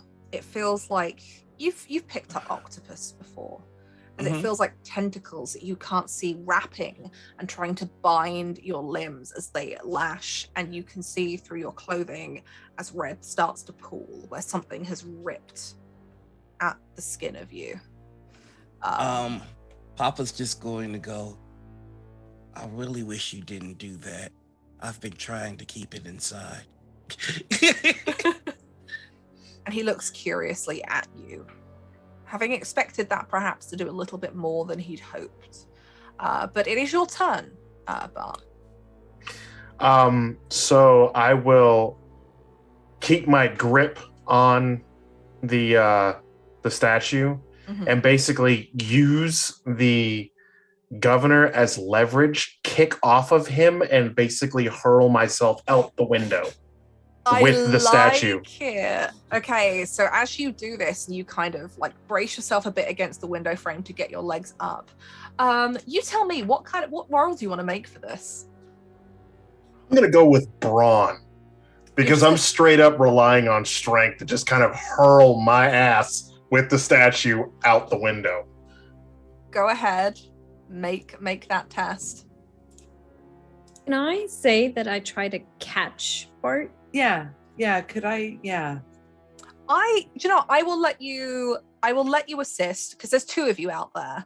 Because not necessarily like assisting with a particular skill, but more like being there to make sure he doesn't like break his neck when he comes out of the window if he does it. Pretty much. So I will say you can have a +2 to this, but so I'm +2. So my modifier goes up by 2, right? Yeah. All right. Laheb, as you come round, you can see Winifred with a look on her face that something is going on, and suddenly you can see Kurt against the window, and you just Bart against the window. You see the legs come up. 15. If this doesn't work, I'm burning my reroll.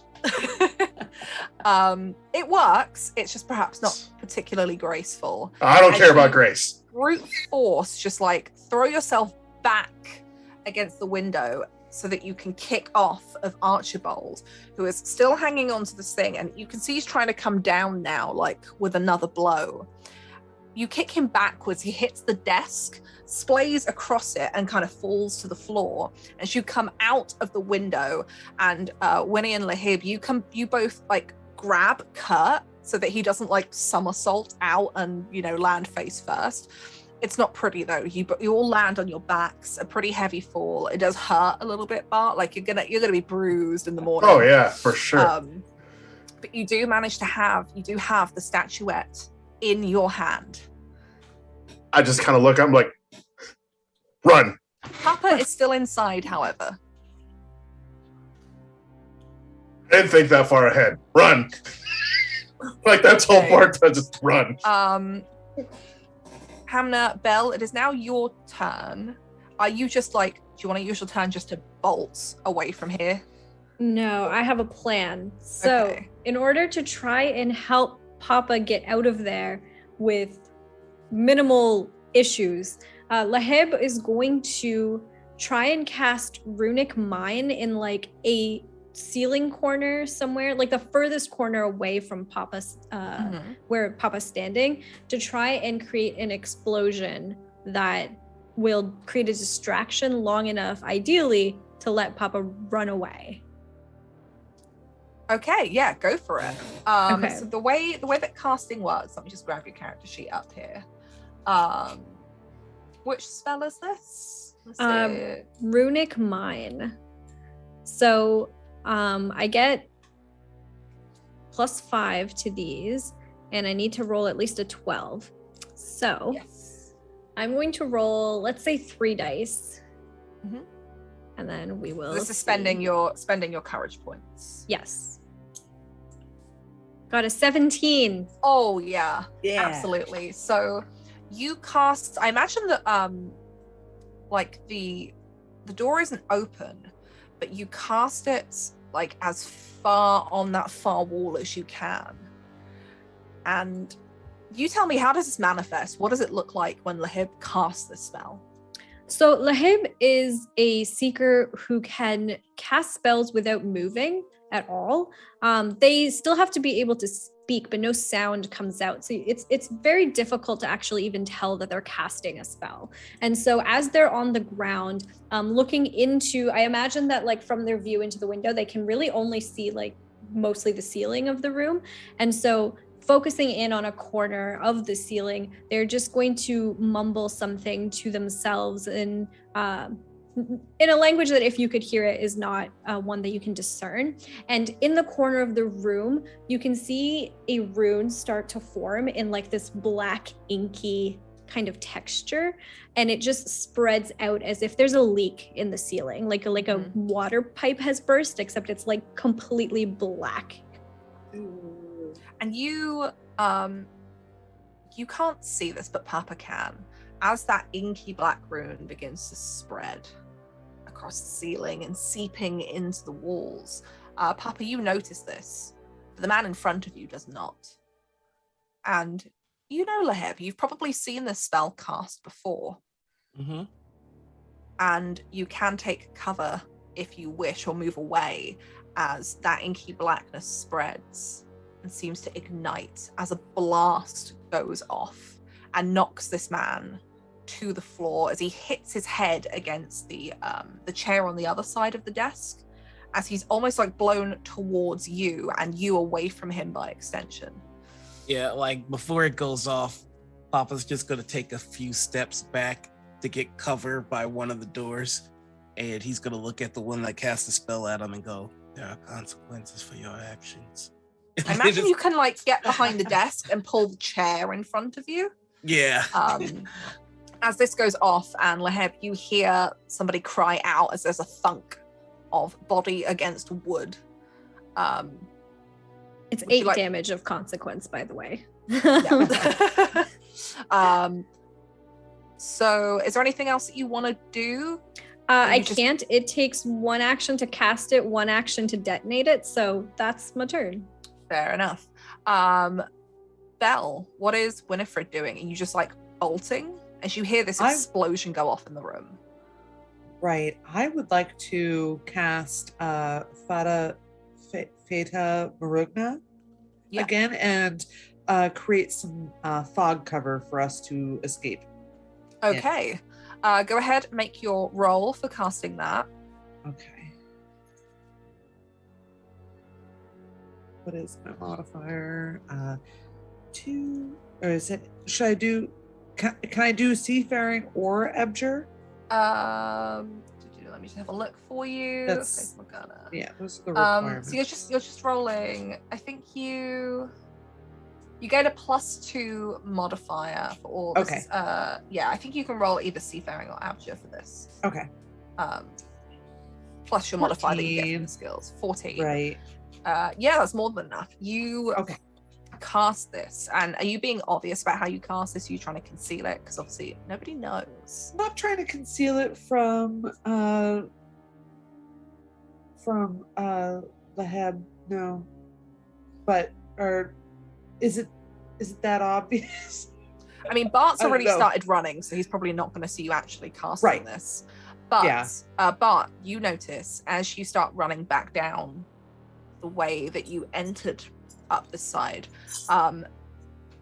you think at first that maybe it's just like something from the blow that hit you in the face as everything kind of fogs, and then you realize, no, this is fog.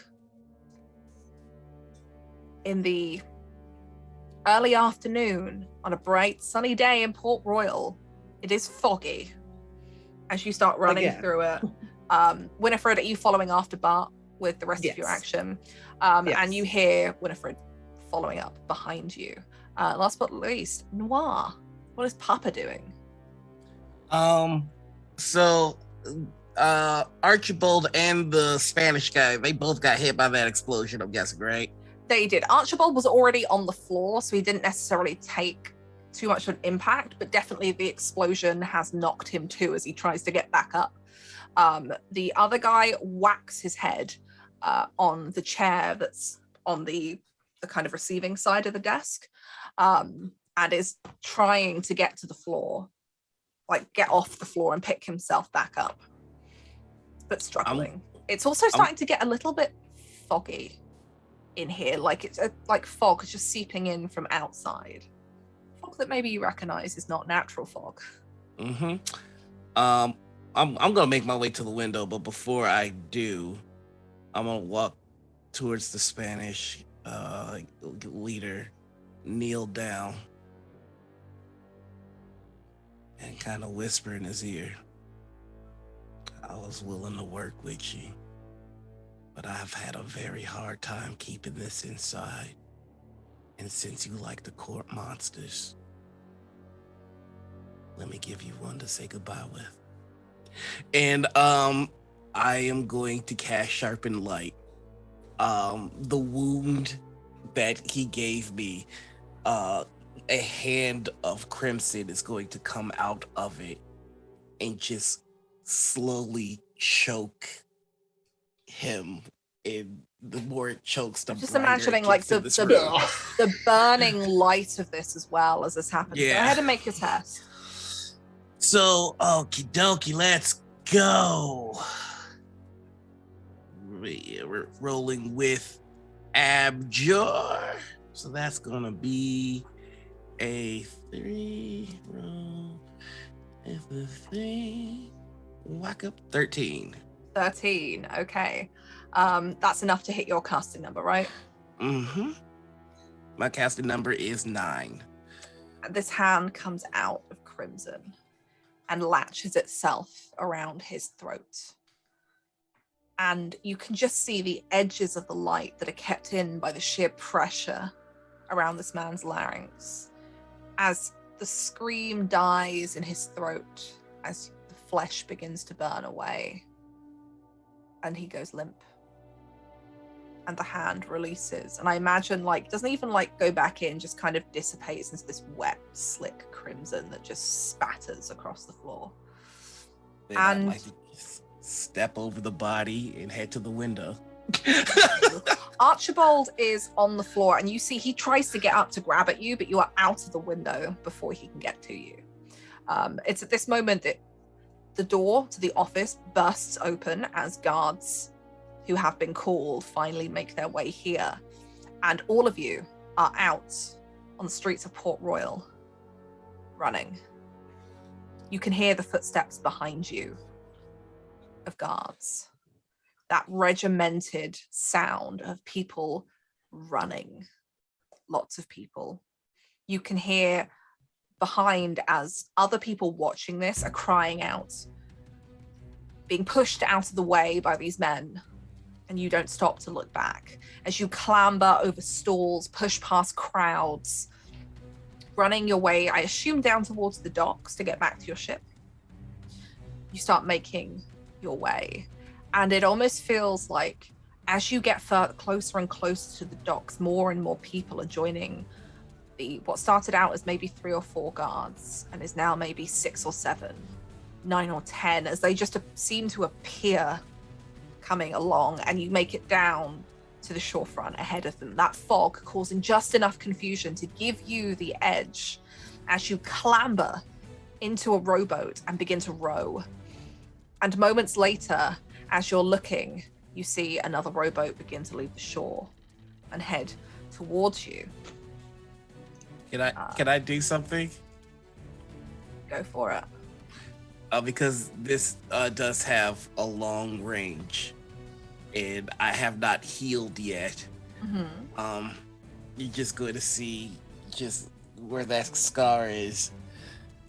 He's gonna look at the crew and go, "I am sorry for this."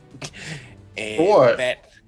that hand is going to erupt and immediately go into the water, and I'm aiming at their ship. Oh, What the? What? Go for it. Okie dokie. Let's roll that Abjure +3, baby. Papa, Yeah, you're 20. gushing. 20. Sorry, which spell was this again? This is Sharpen Light, but Okay. I'm aiming to do the 8 burning damage to their ship, to their little rowboat. Okay, yeah. So you go ahead and you now make an attack Mhm. with the stats below. So it has a +10 modifier. So you're making an accuracy Okie dokie. test. So it's going to be accuracy +10. +10. So Yeah. let's go ahead and roll that. A 19. 19. That'll hit as spark comes down and you watch as a flame erupts at the very tip of this rowboat. You can see it catches a couple of the people in here who you notice these are not, the British guards are still on the shore. These men are different. The other uniforms. And you see as they start patting themselves out, and it's here that you realize as they're rowing and they're almost starting to kind of catch up. Like there's an unnatural speed to them. They deviate. As you start making your way towards the Dreamer, they actually start rowing towards the ship. One of the ships docked a little further out to port. And it's at this moment, as you are rowing madly, but I imagine it's probably you who's doing the majority of this rowing, trying to get back to the Dreamer as quick as possible. You hear a thunk as the boat rocks slightly. Thunk on the underneath, like something sticking itself to the boat. And for a minute, it sinks a little lower in the water, like you've taken on the weight of an extra person. Thunk. And out of the water, a hand comes up with clawed fingers. The skin almost bloated with the water and graying and blue and corpse-like as it grips the edge of the boat. And as something pulls itself up out of the water at you, you don't see a face. You expect to see the bluish grey corpse-like skin of some long dead sailor, but instead you don't. You see what looks like the mouth of a squid that opens up with these terrible tentacles that lash at you. And let's see. Where's everybody sitting on the boat? Kurt, you're obviously sat in the middle because you're doing the rowing. Where is everybody else sat? Are you all like crowded on one edge of it? Are you kind of splayed out? I'd like to think that Papa went to the front point of it to do the shooting of the blood hand. Yeah. Okay. Then Papa unfortunately is going to go for you because because I imagine like you've had to kind of stand up to cast the spell and get the sight line, and you see as this creature kind of shuffles up and it regards all of you weirdly. It has no eyes that you can see, but the tentacles almost seem to flick and swish. And Papa then, it seems to notice you, still just at the end of casting that spell as the magic begins to fade. And you watch as it lashes its tentacles out. I need you to make me a courage save, please. Let's go. Do I use Abjure again? Harness or Abjure, it's up to you. Yes, I'm using Abjure for that sweet, sweet nudge. 3. Oh, yeah, 20. 20, okay. As this thing flares at you,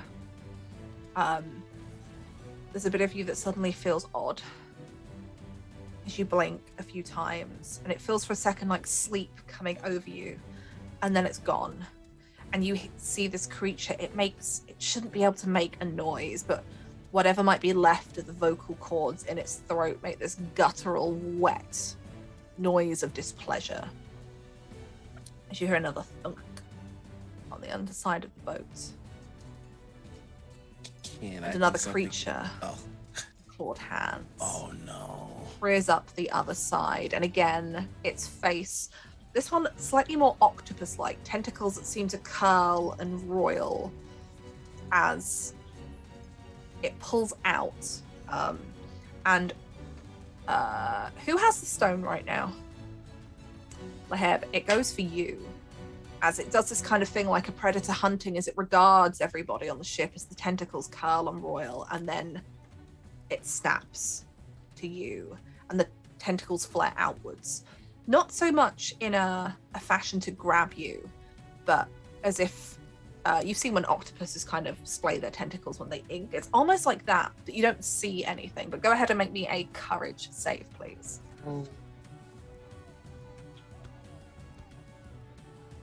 12. I don't know that that's going to be good enough.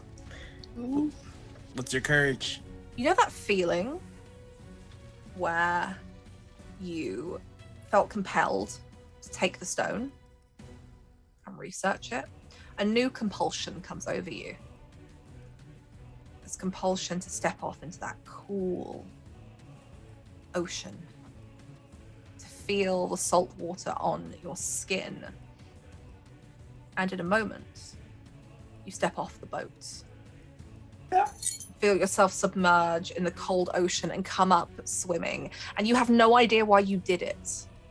But you find yourself relaxed, floating on your back, serenely, no longer frightened of the creatures that were on your boat but you can't stop rowing quite quick enough because of momentum as you begin to move away from where Lahib lays on their back, just very peacefully in the water, and you feel yourself begin to fall asleep, floating there in this beautiful, endless ocean.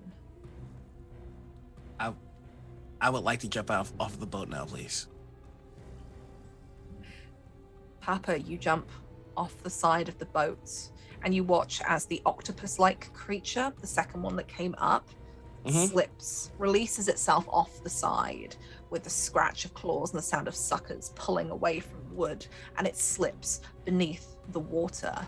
The other one continues to rear up, its squid-like tentacles opening and rearing back as if to lash out at somebody.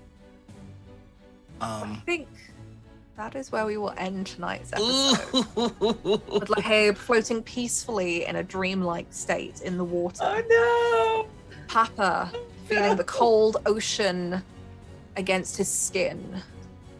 The creature in the water searching for you. And Bart and Winifred in a rowboat that is currently being harassed by a strange squid human-like creature. What? I'm imagining the ladle just as the tentacles like come towards you, just We're just vibing. I think that is where we are going to finish up tonight. Oh my gosh. So good. Partly because cliffhangers, but also because I think Lauren will definitely want to be involved in what happens next week. Yeah. Thank you so much tonight for playing, friends. I hope you have enjoyed this one. This plan definitely went better than the Prison Break plan. You know? There was a plan there? There was mostly a plan. Listen. And people maybe did or didn't die. We'll have to find out. Papa's always going to have the same plan, which is I'm just going to go in the door. I'm just going to talk Papa to some people. Nobody knows how to take Papa because he just says stuff and people are like, is he serious? Is he what? And so like the walking into places thing just kind of works because people are like, I don't really know what to do with you because you won't go away. Are we supposed to stop him? What are we supposed to do? What? You know, it's like when someone's really nice to you, even though they're being terrible, and you're like, I don't know how to what? But let's go around.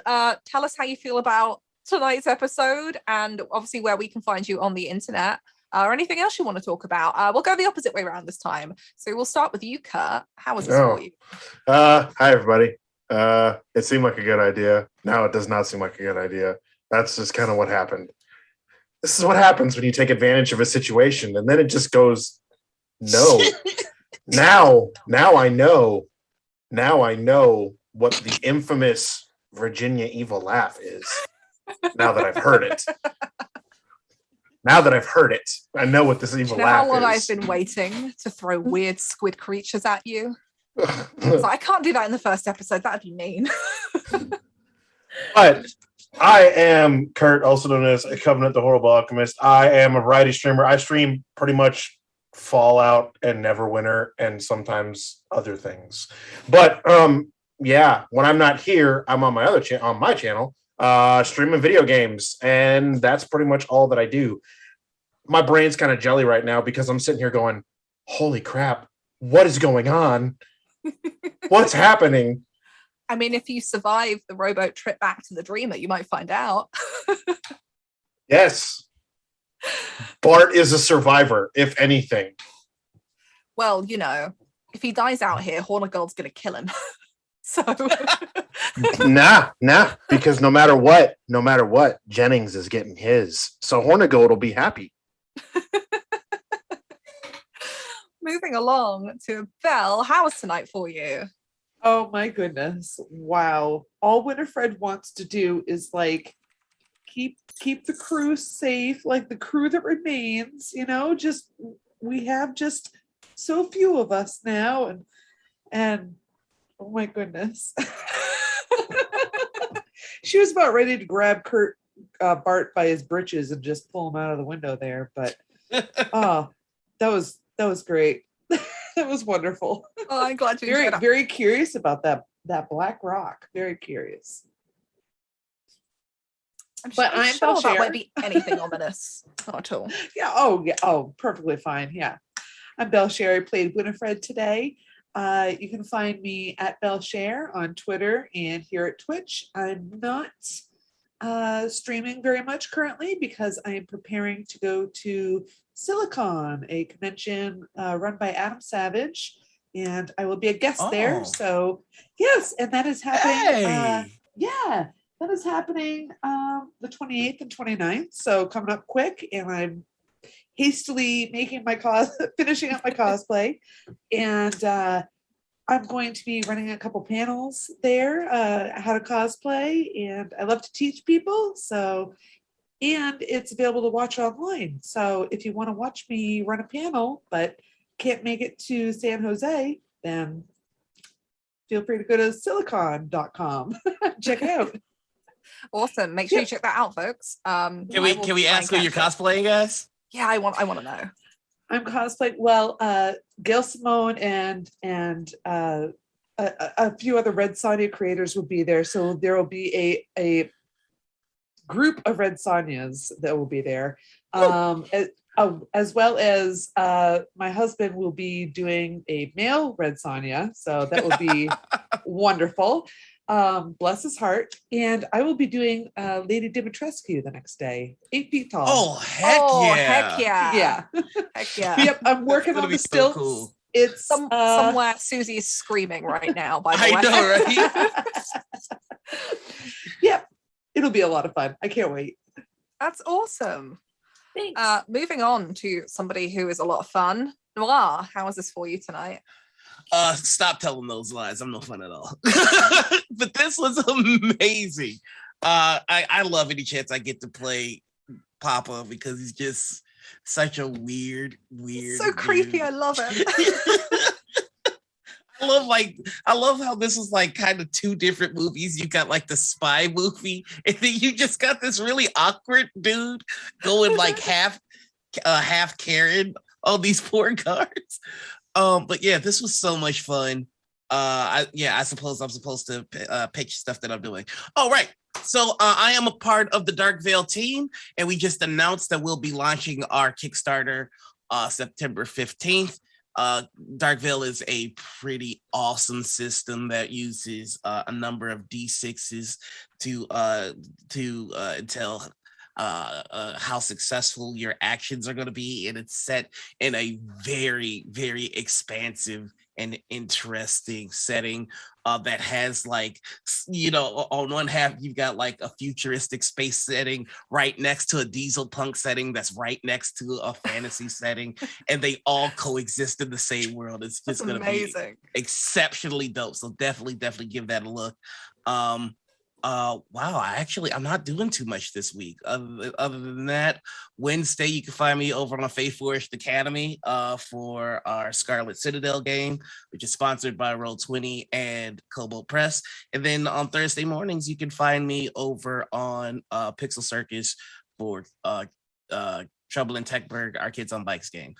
Last thing, and I'm so sorry, Saturday morning, you can find me over on Critical Misses for our morning ritual. Our guest is going to be Chris Hislop from Roll Together. But that's it. That's all I'm doing. Awesome. Never apologize for plugging yourself, Noir. Everyone here is awesome and deserves to talk about the cool shit they're doing. And last, but definitely not least, somebody who is definitely doing cool shit. Hamina. How was this for Hello. you? My name is Hamna. I use any and all pronouns, and today I was playing Lahab, Firecracker Zephyr the Seeker. They're just vibing. I don't know. We're taking a nap in the ocean. It seems chill. I see nothing wrong with this situation at all. I'm very excited to find out where my naps take me. In terms of my projects, you can follow me on Twitter at @shahid_, where I talk about all of the different things I'm a part of. I am a TTRPG performer. I'm a part of a bunch of different streams and podcasts. The one that is coming up most close to today is next Friday, August 27th at 8:30 p.m. Eastern time. I will be on the Trail Mix Tales channel in order to play Pathfinder 2E. We are going to be playing Fists of the Ruby Phoenix, basically just like a big fighting tournament, and all of the players are Asian, which is amazing in an Asian inspired setting. So definitely come check us out. It's going to be a lot of fun.